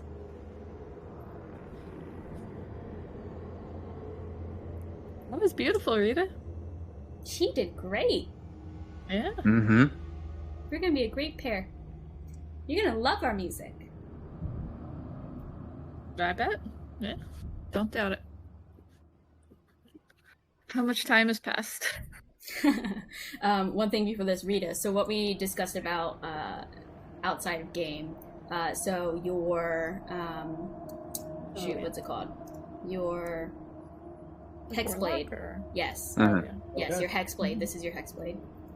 So next time you guys level up, little asterisk marks for Rita and Roland. You guys have pre-decided level ups in your 2 categories. Make an intelligence check, Cassandra, just to see how long you think you've been here. Not bad. Been at least 20 minutes. Yeah. You probably have another hour and some left until what you guys figured out before coming here to the Shadowfell as the time window of when you can return, which was like 4 to like 6-ish. Okay. What are you guys Cool. doing? Waiting. I got dragon chest, so challenge Roland with some dragon chest. Nice. Rita, for Pick, whenever he like gets towards Tarvik, he kind of just like flits around Tarvik's center, and then goes back to you and says, "He's not very much fun." Why? Well, I mean, I don't know. I think there's some stuff in his past. I think he's looking for someone. I can definitely hear you. Yeah. I am right here. Do you want to tell him? Yes, there was something that happened in my past. What happened? It is very complicated for a person. Actually, scratch that. Fairy that I just met. What does that have to do with complicated? If you just met me, it doesn't matter. Yes. Sharing such things is often difficult when it is important. Why? I usually... It's easier when it's important. You just say it. Strongly disagree. Sometimes it is best just to keep things out of the light and away from people. But the light is good. Are you a bad person? No. Well, that's more of a moral question than anything else. What's a moral question? Well, let me ask this. I would like you to talk about this with Rita, and Rita exclusively. If a person does enough good things in their life, do they deserve to go to a good place when they die? Discuss. What do you think? Oh no, again. I look at Rita. So he asks questions, and you just do it? I mean, Is he your master? not really. No. He's very opinionated, and he has a lot of ideas about like how the world works and what people should do. Correct ideas. And I kind of just sort of listen to them and then decide what I want to do on my own. So you're not his master? No, not at all. Then why does he try and control you? I don't think he's trying to control me. He just told you to have a conversation. Yeah, and I mean, we're not really having that conversation, so obviously, that is what it is. I think he just really likes to give unsolicited advice. Unsolicited?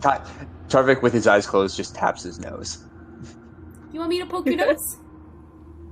No. He, flies over and pokes. That was for Rita. It was a signal just for her. But everyone's here, and everyone can see you. Yes. And only Rita saw that, and only Rita understood what it meant. I don't know what it means. Pick, do you want to learn a game? Yes.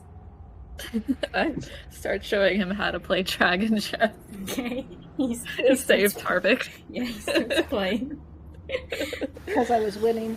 Yeah, totally. Oh, that is a great roll-in response.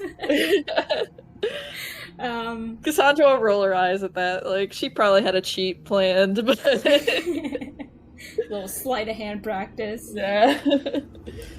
Alright, so you guys continue waiting out, and you feel like it's been another hour or so. Can I venture out? Someone roll a D100 for me, please.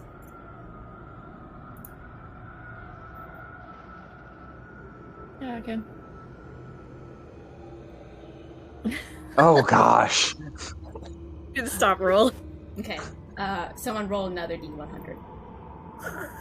Someone else. I'll do it. You mean we're not gonna fight another one of those things? With no spell slots? No. I've got one spell slot. Thank you. Okay. Tarvik, what did you say before that? You said you wanted to go out? I did. If another hour's passed and Cassandra's let me know, I will be like, I'll go check real quick. Okay. I'll climb over the barricade and past the spikes and try to slowly and as stealthily as I can make my way out to the gravesite. Okay. Let's take another break right here, and how about we do here? So, yeah. The ugly, boring man. How dare I make the character? So, Tarvik, you go out and check. All right. And you do see that fog has rolled in. I was going to ask. I realize that Roland is now well over carrying capacity. Do I need to role play offloading some of my gear? Yeah, you wouldn't. It would be really hard for you to move. Yeah. Maybe you said that during the rest period, you told Cassandra or something while you guys were playing. Mm-hmm. Can I just give Cassandra some of my stuff? Is she okay with that? Okay. Yeah, I can't carry much. I kept myself pretty. I think you'll have to give it to Tarvik. Hey, Tarvik.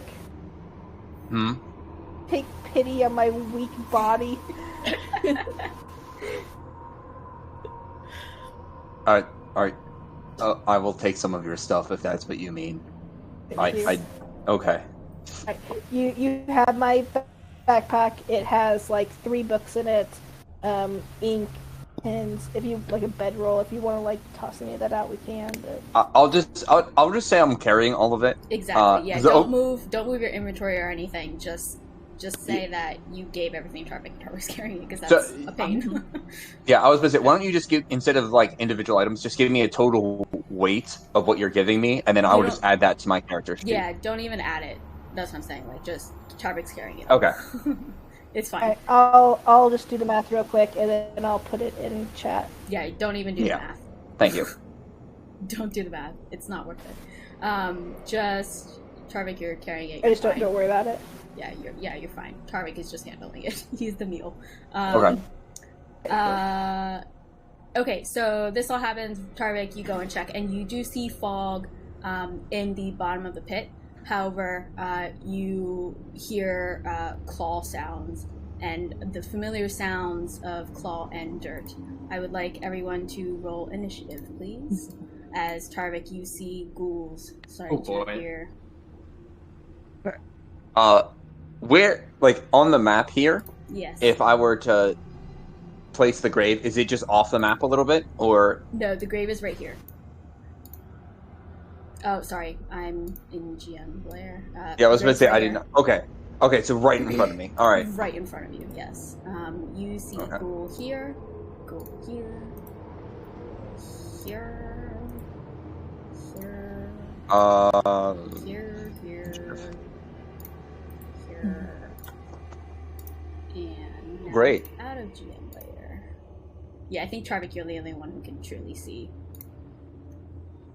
all of these, because the other guys are inside.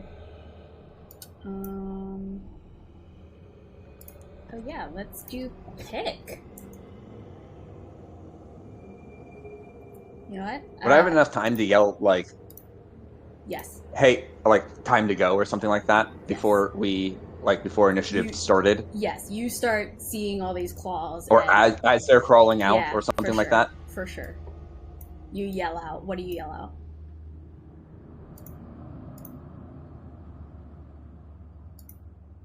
What do you yell out? Thank you. You cut out there, Olivia. Yeah. Oh, Yeah, I was about to say, asked, I can't hear you. I asked If you're Tarvik. lighting up. Can you hear me? Hello, hello? You're cutting out. Like Yeah, most you're of cutting the up some more. Yeah. I What might about leave and now? come back and see if that helps. Oh, That's you're better. good. Sounds good. That was good, yeah. Okay, great. Let me know if I cut out again. I just asked Tarvik what he shouts. I would just say, I would just yell out, time to go, like, and just loud as possible, like, looking around at the ghouls, knowing, like, full well, like, fog's there, so. All right, Cassandra, you hear that, and I think from your vantage point, you have a visual on some of the ghouls that have appeared. What do you do? Yeah, I guess I will start charging away.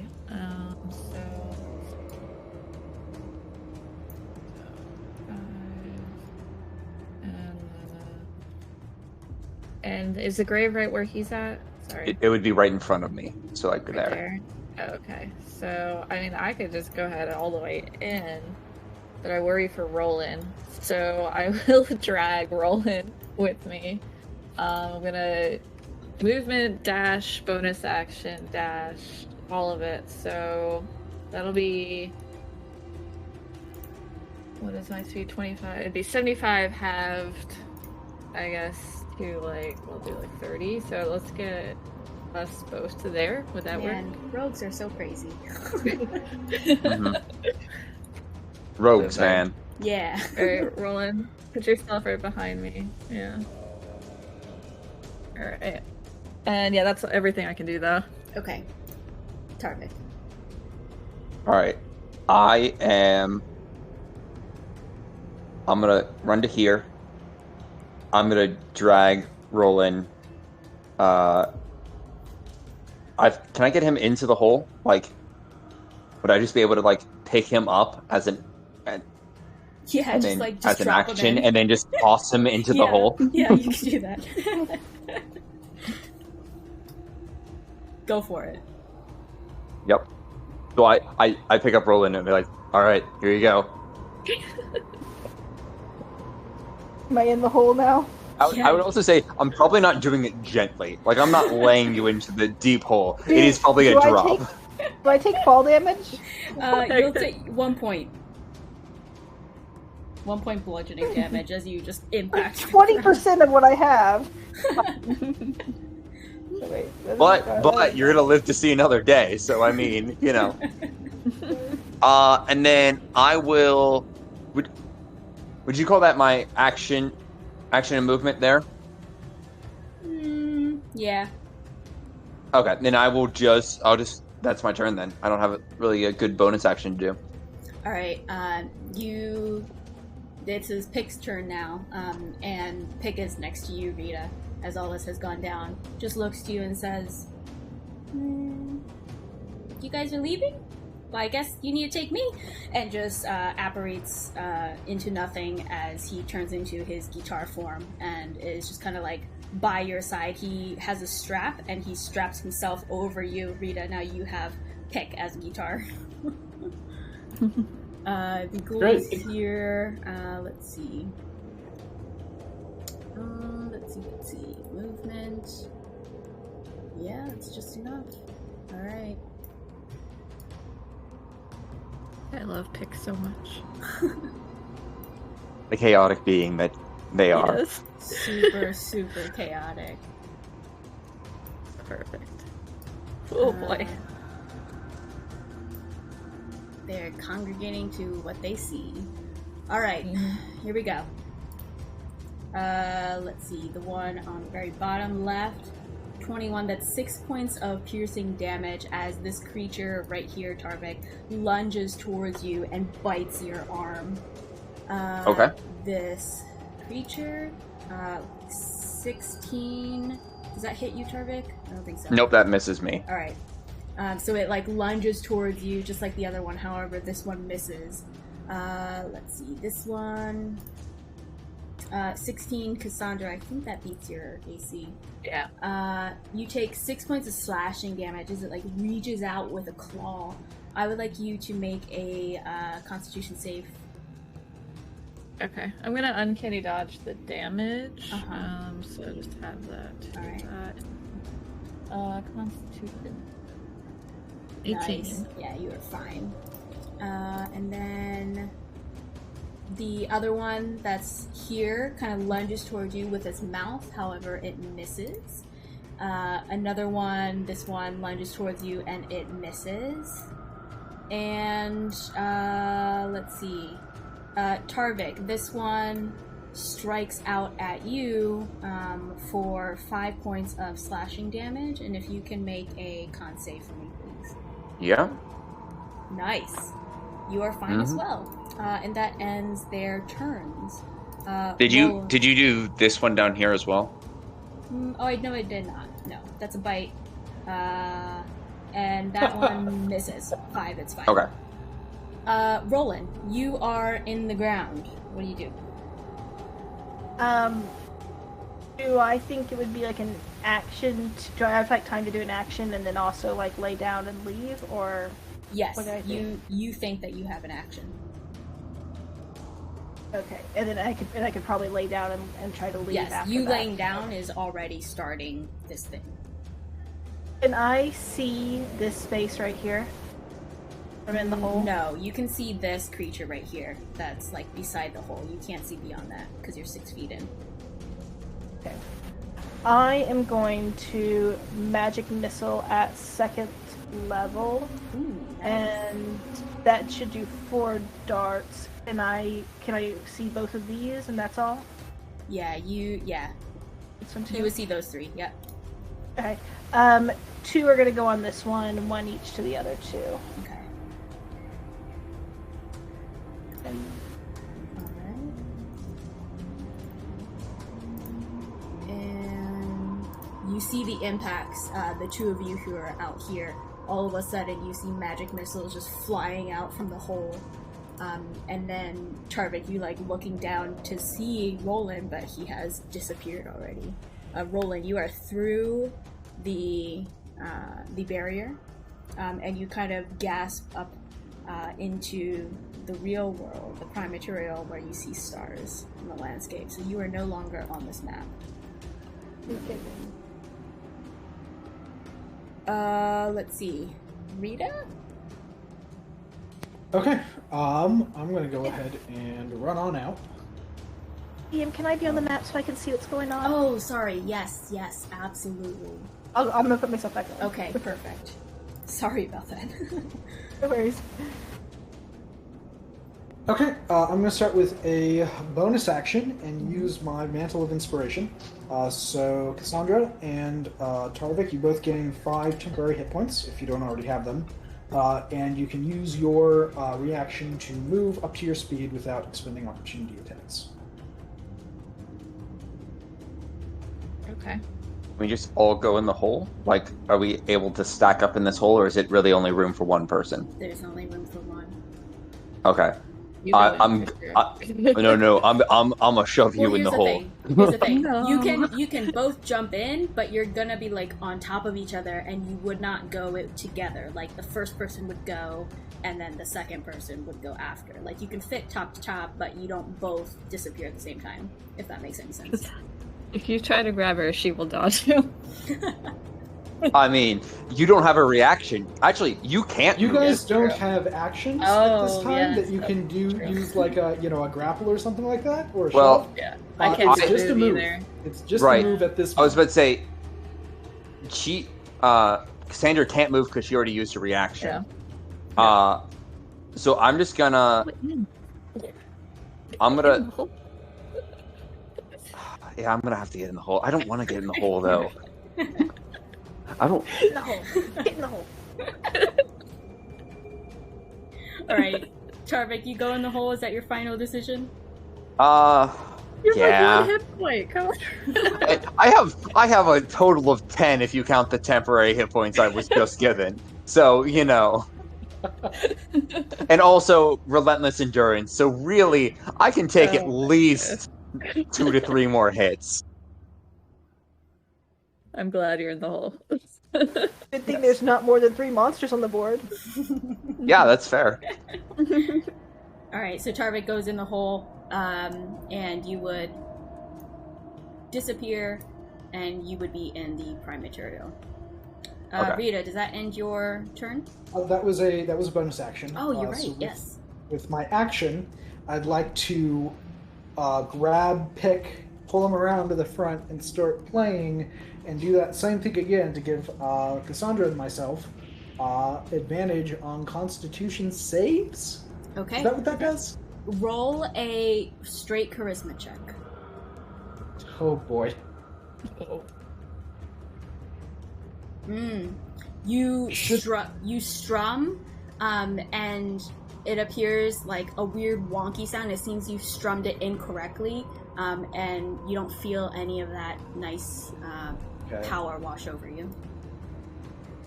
Okay, well if that was my action, then You hear Pick pipe up and say, "That's not how you play me."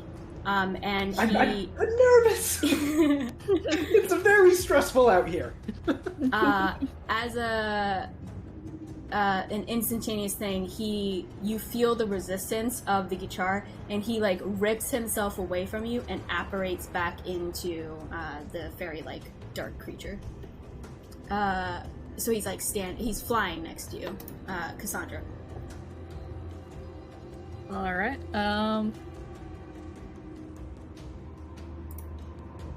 I could definitely move there. I'm gonna get at least one swipe on one of these guys before I go down. So I'm gonna stab that guy or try Okay. to.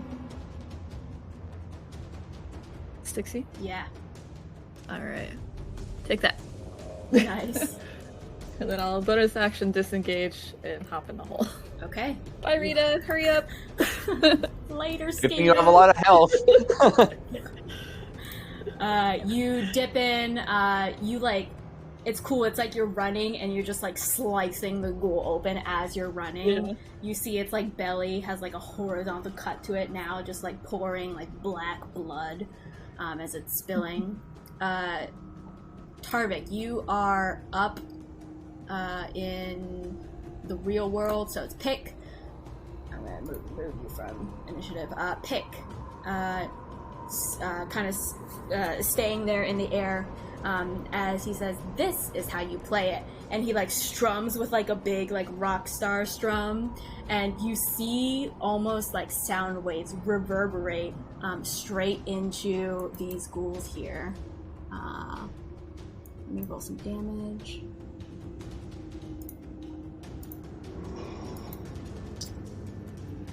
Let's see, what is this damage? Yeah. In an instant, you see like all of these ghouls just start screaming in pain as their arms are just like very loosely trying to grab their foreheads as they all just fall immediately to the ground. And they are deceased. Wow. I you just saved my life. I didn't save your life. It wasn't in danger. You're with me. Aww. Yeah. Aw. Yeah, I guess so. Let's go. To the light. Yeah. I'm going He to sort turns of like. into the guitar again and straps Yeah, himself over you. Great. Okay. I was. Yeah. I'm just gonna walk forward and jump in. Okay, you jump in, and you also leave the Shadowfell. All of you appear back into that graveyard. Here, you change maps. And you guys are like here.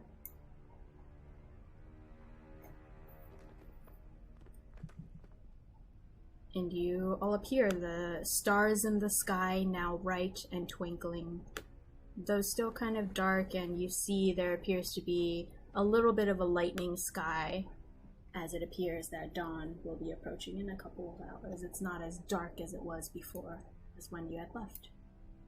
The air is still, the night is chill, but far less so than the place you were once in. Rita, you have a guitar strapped around you that is just kind of like jumping up and down almost right next to you.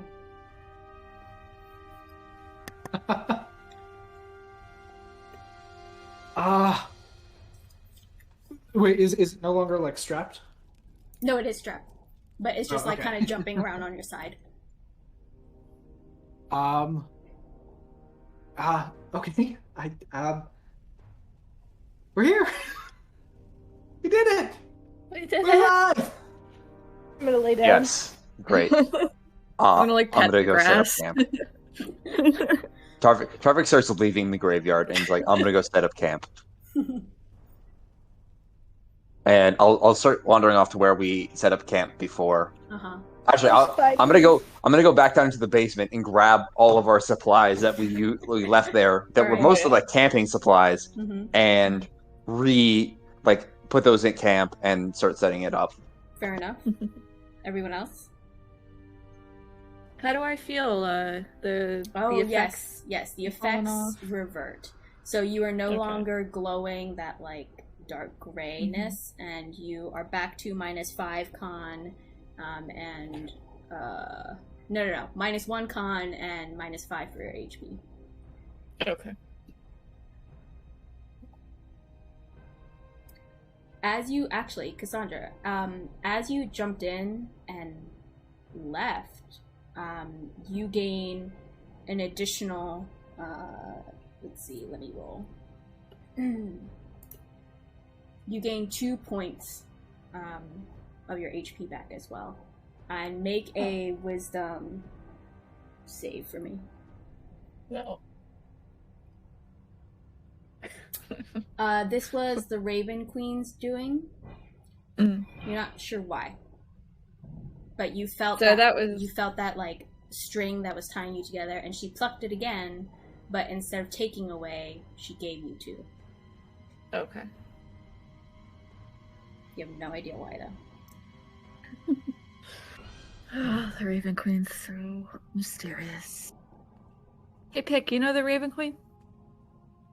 You see Pick, which is still in guitar form, just kind of shrug as if a guitar could. Just very non-committal, like little jump. Yeah. I got that feeling. Alright. Well, we made it. Barely. We should probably sleep.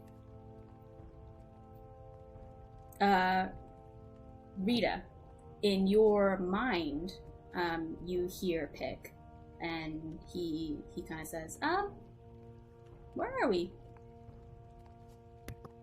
We are at the Brantifax Manor. This is the World of Light, but it's the light is coming. It might be a couple hours. What's that? And he points to the grass. That's grass. It's on the ground. It grows. Why is it that weird color? What is it? Is it bad? It's a plant. It's not bad. It's just a plant. Okay. None of you hear Pick's voice, but Rita is responding, just like vocally, but you don't hear the actual conversation of Pick's side. Roland is just happy to not be the only one with a voice in his head. He doesn't interrupt her. Tarvik is not there, but Tarvik is Yeah. happy he no longer has to listen to Pick's voice for the time being. Yeah. So you guys join Tarvik? Yep, wherever the Alright. camp is. Okay. Mhm. I have a quick question. Yeah. I want to make sure that I note down the status of my I think it's a curse right now, the apathy. So currently, I think I have disadvantage on dexterity checks, Yes. and then I do not have disadvantage on saving throws. I do not have the flaw. Yes to the disadvantage on death saves. For the flaw, you still have a little bit of it. It's not like pervasive as it was before, but it's like sometimes you feel like Okay. you can't make a difference, but other times you feel like, okay. Okay. Like it's a weaker. That'll be interesting. to It's a figure out. weaker apathy. Okay. Yeah. Like, pick with you definitely helps it. That's why it's not the full, like, I have no, like, positive contribution to the world or whatever. But it's still, like, you're not your usual self. Like, something's still off.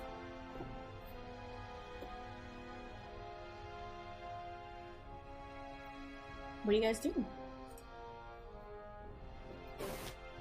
Was Tarvik able to recover all our items? Yes, he was. With ease. Hey. Okay.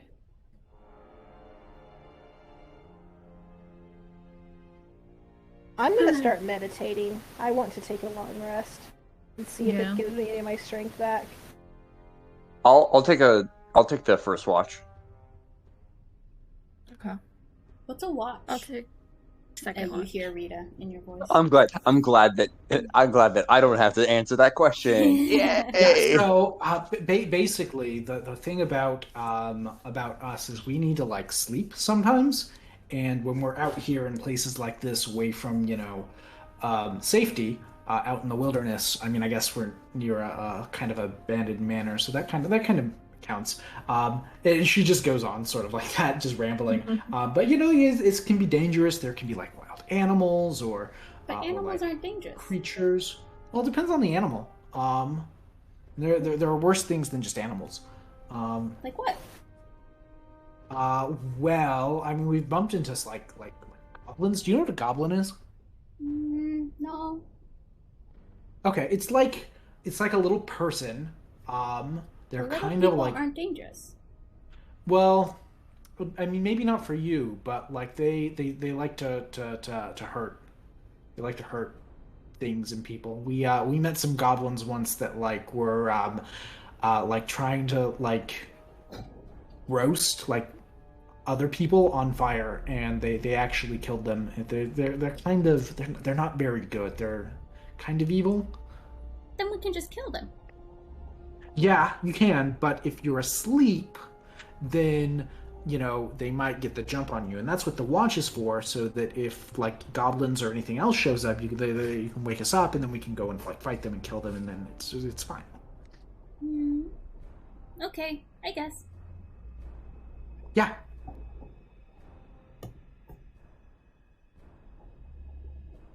All of this is, again, Rita is talking, but you don't hear the other side of the conversation. All right, so Roland, you try and go into a trance.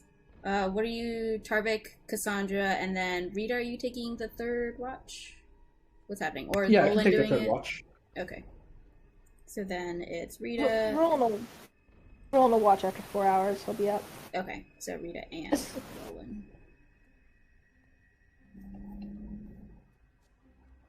All right, anything where you guys go to sleep?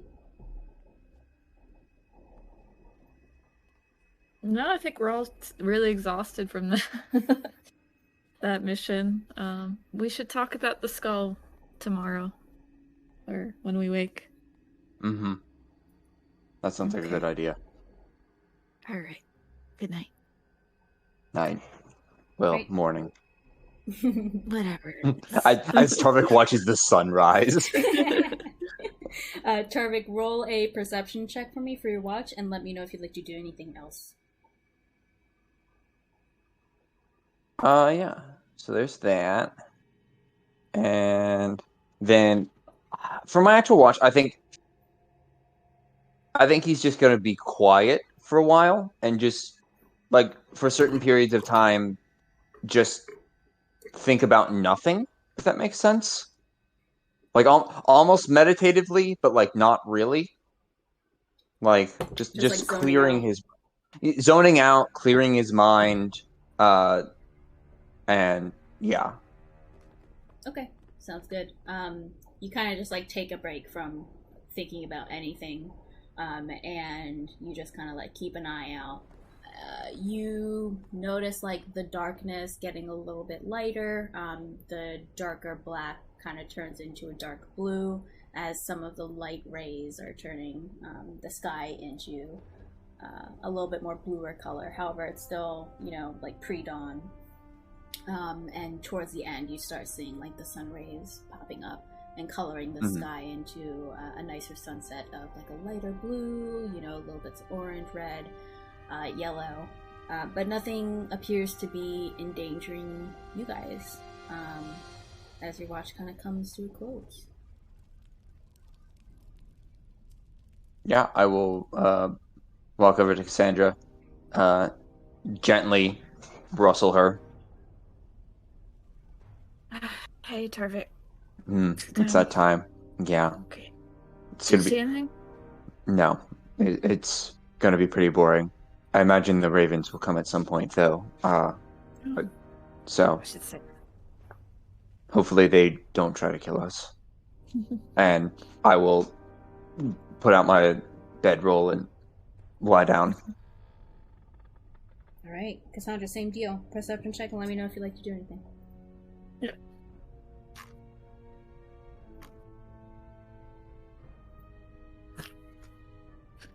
It kind of aligns with what I wanted to do in that I kind of wanted to walk over to where the ravens usually go, like go into the house and walk up there and see if anyone's home. Okay. You go in to check, and very quickly, you go into like most of the rooms, and you notice that they aren't there, especially in their usual room that you would find them in. They're not there. Mm-hmm. All right, and then I walk back out and just kind of walk around the house a bit. And once it's time, I'll wake up the two others. Okay. Fairly uneventful as you wake up. Read and roll. And how do you wake up them? Roland would be very delicate. I'm gonna just like blow in his ear, like I don't want to hurt him.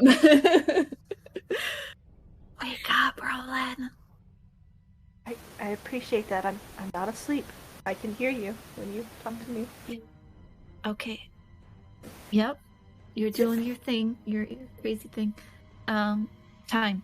And then I'll go over to Rita and I'll just poke her on the nose. Just boop. Hi. Yep. Time to wake up. Okay. And go to sleep. I'll go to sleep, I mean. All right. Two of you roll perception. Let me know what you want to do. Do I accomplish my long rest? You do. Yes. That's gross. Sorry, I have a couple questions on it. Do I regain both levels of exhaustion or just one? Just one. Oh, Just yes. one. Yes. Yeah. And then my strength score, has it changed at all after a rest? Yes. Whatever you lost, you regain half. Okay. Round up or down? Round up. Thanks. Oh, that -3 is just so much nicer than the -5.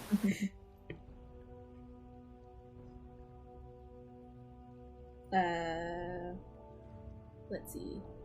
You guys doing anything? I'm probably pretty quiet. Oh, did we say something? Yeah. Are you all right? Like, I mean, I think you died. Like, you were dead. You were dead for like a couple minutes. Are you feeling okay? I honestly don't know. Like, I feel like it's not the first time I've died. I don't know, it was a very unusual experience, and I feel like I acted very out of character for myself. I What do you don't know, mean?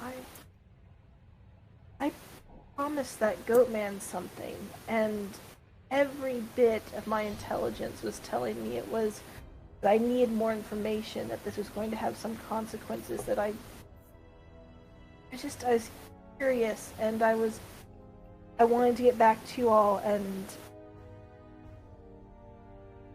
I don't even know how to explain it. Yeah, I mean, it is kind of a shame because whatever you promised the goat guy, you didn't need to. Like Pike was there. Pike Yeah, saved you. I'm 100% convinced that Pike didn't do anything. I don't know about that. Pike saved me. Like after you all left, like the ghouls like turned around and I Pike just killed them. Okay. Killed all. He can do anything. Pike's awesome. I'm sure he is. It doesn't really change the fact that I did what I did, and I guess I have to live with that now.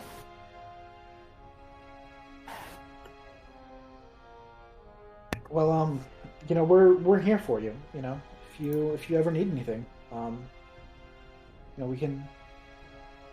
I just need y'all to carry my stuff for another day. Yeah, maybe. That's what I need. Thank you. Appreciate it. I'm sorry we didn't find more answers, but I think it was still worth going. Yeah, I mean, else.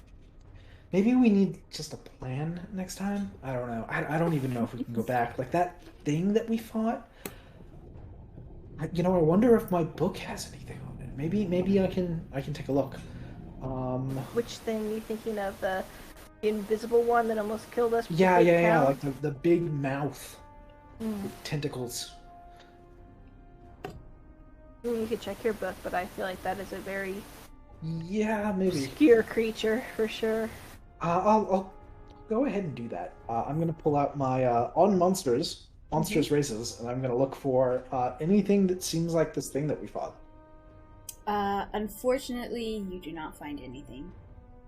You're like skimming through, trying to find keywords of some of the traits that you were looking for, but everything is off.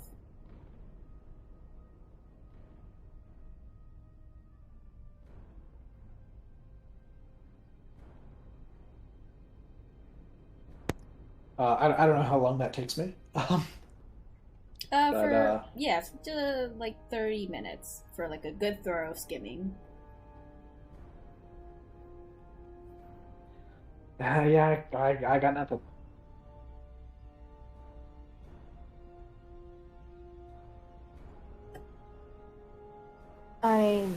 Maybe you should write a section on it. I mean, that's a good more point. than the author of this book. Maybe you should.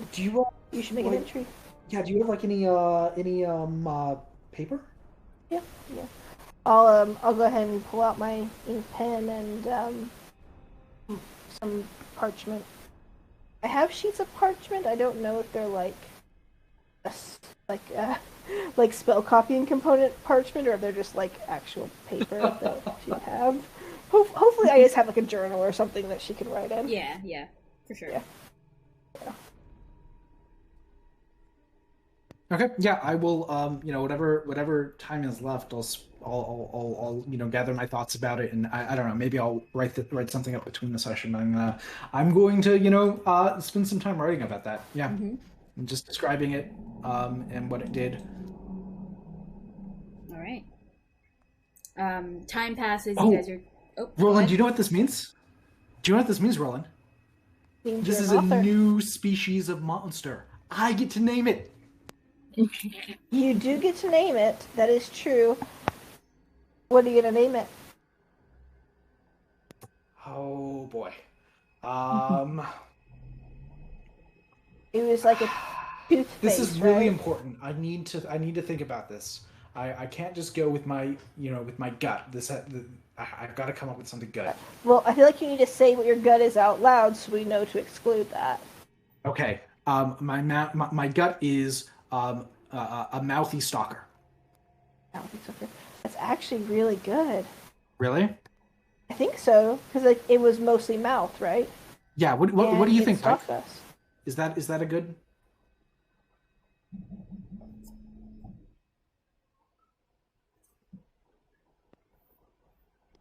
Olivia, you talking? We can't hear you.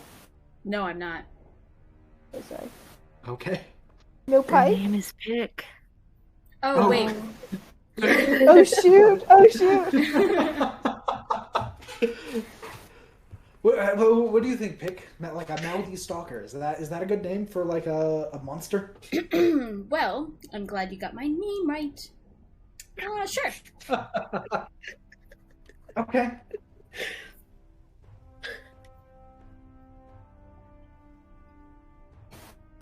Thanks, think it's a Pick. good name. You're the best. You're the best. Kind of. Get my name right. Yeah, I will. Sorry. Like a guitar pick.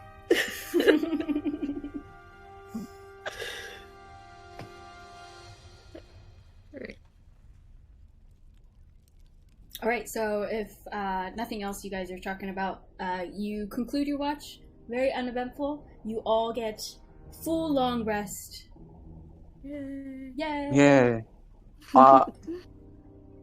Just in case my magic item ever did wear off for whatever reason, do I get half back as well, or do I get the full amount?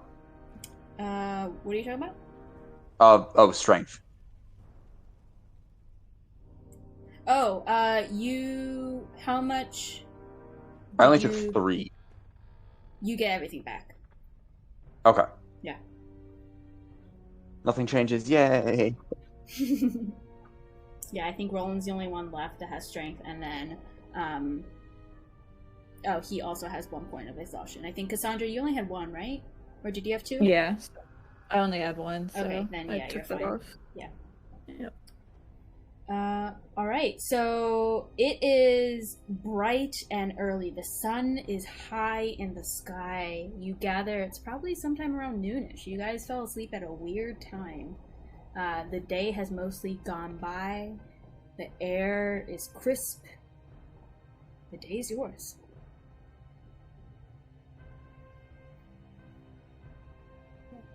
I don't think we have any clues on this skull. No. Yeah. It seems like something that we're just I don't know if we can really help her. Hmm. At least not right now. We could Really see if we something? could find maybe the nurse or I don't know. I mean, I thought we knew what it was. Like, we just need the skull. The problem is we have no leads on it. And, Yeah. well, I will say this. If the nurse has the skull, I have some serious concerns about the nurse. But That is The true. nurse? Isn't the nurse like really old, if not dead? Yeah, Yeah. we think everyone's dead, I think. But maybe it's a family error. That would be really dark. I'm sorry. mm-hmm. No, but maybe she kept like a journal or something. Yeah. I mean, I feel like we should get back on track at this point. Start making our way back toward... Duras. Yeah. Deliver this staff and Mhm. the things we are going to do in Duros and the trident to get to safety. Yeah. So I think we should stop by the temple, the Raven Queen, and the library for Roland and Roland's family. Mm-hmm. Yeah, we can check in on them for sure. You gonna tell them about the goat man? Yeah, I have some questions about the goat man. Is he still in your head? Goat man, are you still in my head? No answer. Not the moment it appears. Okay. Do you think he's nice? I'll be honest, no. I kind of think he's an asshole. Oh. Like, that's just an impression I get from him. Like, I feel like if he had a hand in you being resurrected, then he has to want something in return, right? Like, Yeah. that's what the Raven Queen wants. Something, me to help her with something. yeah, and maybe Is it's he a important, god? and maybe it's a good thing. I don't know, but I'm curious enough to find out. And even though I think he's a little, even though I think he's a little bit of an asshole, I don't think he's evil. I think I don't think he's good either. But I don't know. I am very conflicted.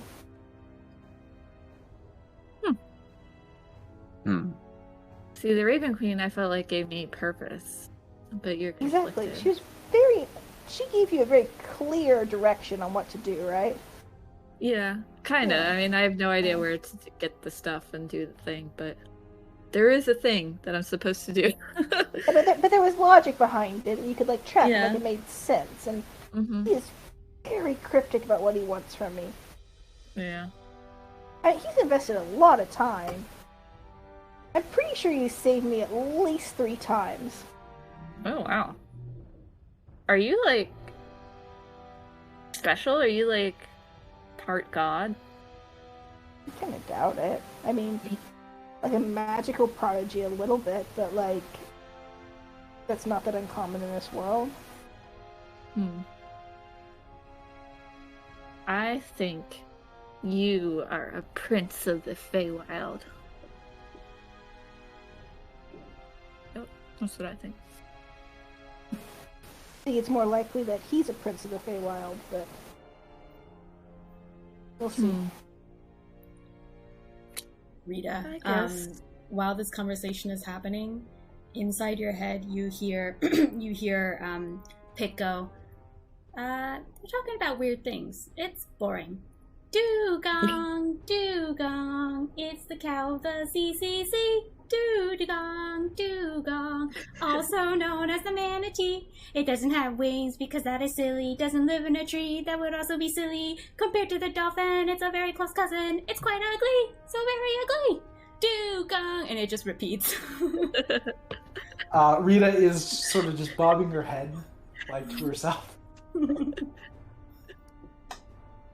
All right, well, let's go to Taras. Mm-hmm. All right, you guys start trekking backwards. The cow of the sea. Dude. Yeah. Cow of the sea. Yep. Rita? Oh yeah, Rita just says that out loud. Oh, what? Huh? Mhm. Did you say something about a cow? Oh, no, sorry. No, I just had like the song stuck in my head. Oh, Mm. okay. Why don't you sing it for us? I don't remember the words. We'll just say you sing along. Yeah. Oh, that's unique. Here, wait. Let me see if I can find the lyrics. I'll post it. You post the It's lyrics. the Pokemon, right? Yeah. What? Isn't Dugong a Pokemon? No. Yes, but it's also a real life. Oh, Oh, okay. really? I only knew it as Pokemon. Here. Those are the lyrics. Love it.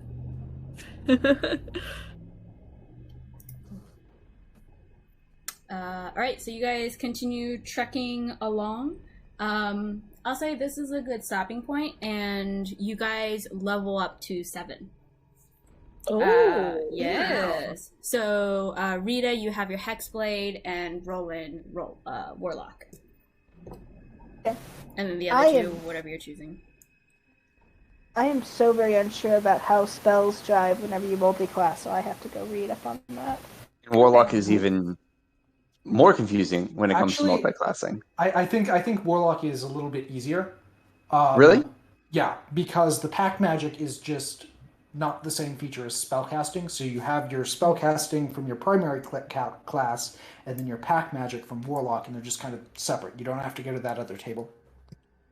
Hmm. That's good. Yeah, so I mean, you get one extra spell slot, and I think first level spell slot that comes back on a short rest, and I think that you can cast any first level spell that you know, even your wizard spells, with that first level warlock, and vice versa. You can use your wizard slots to cast the warlock spell.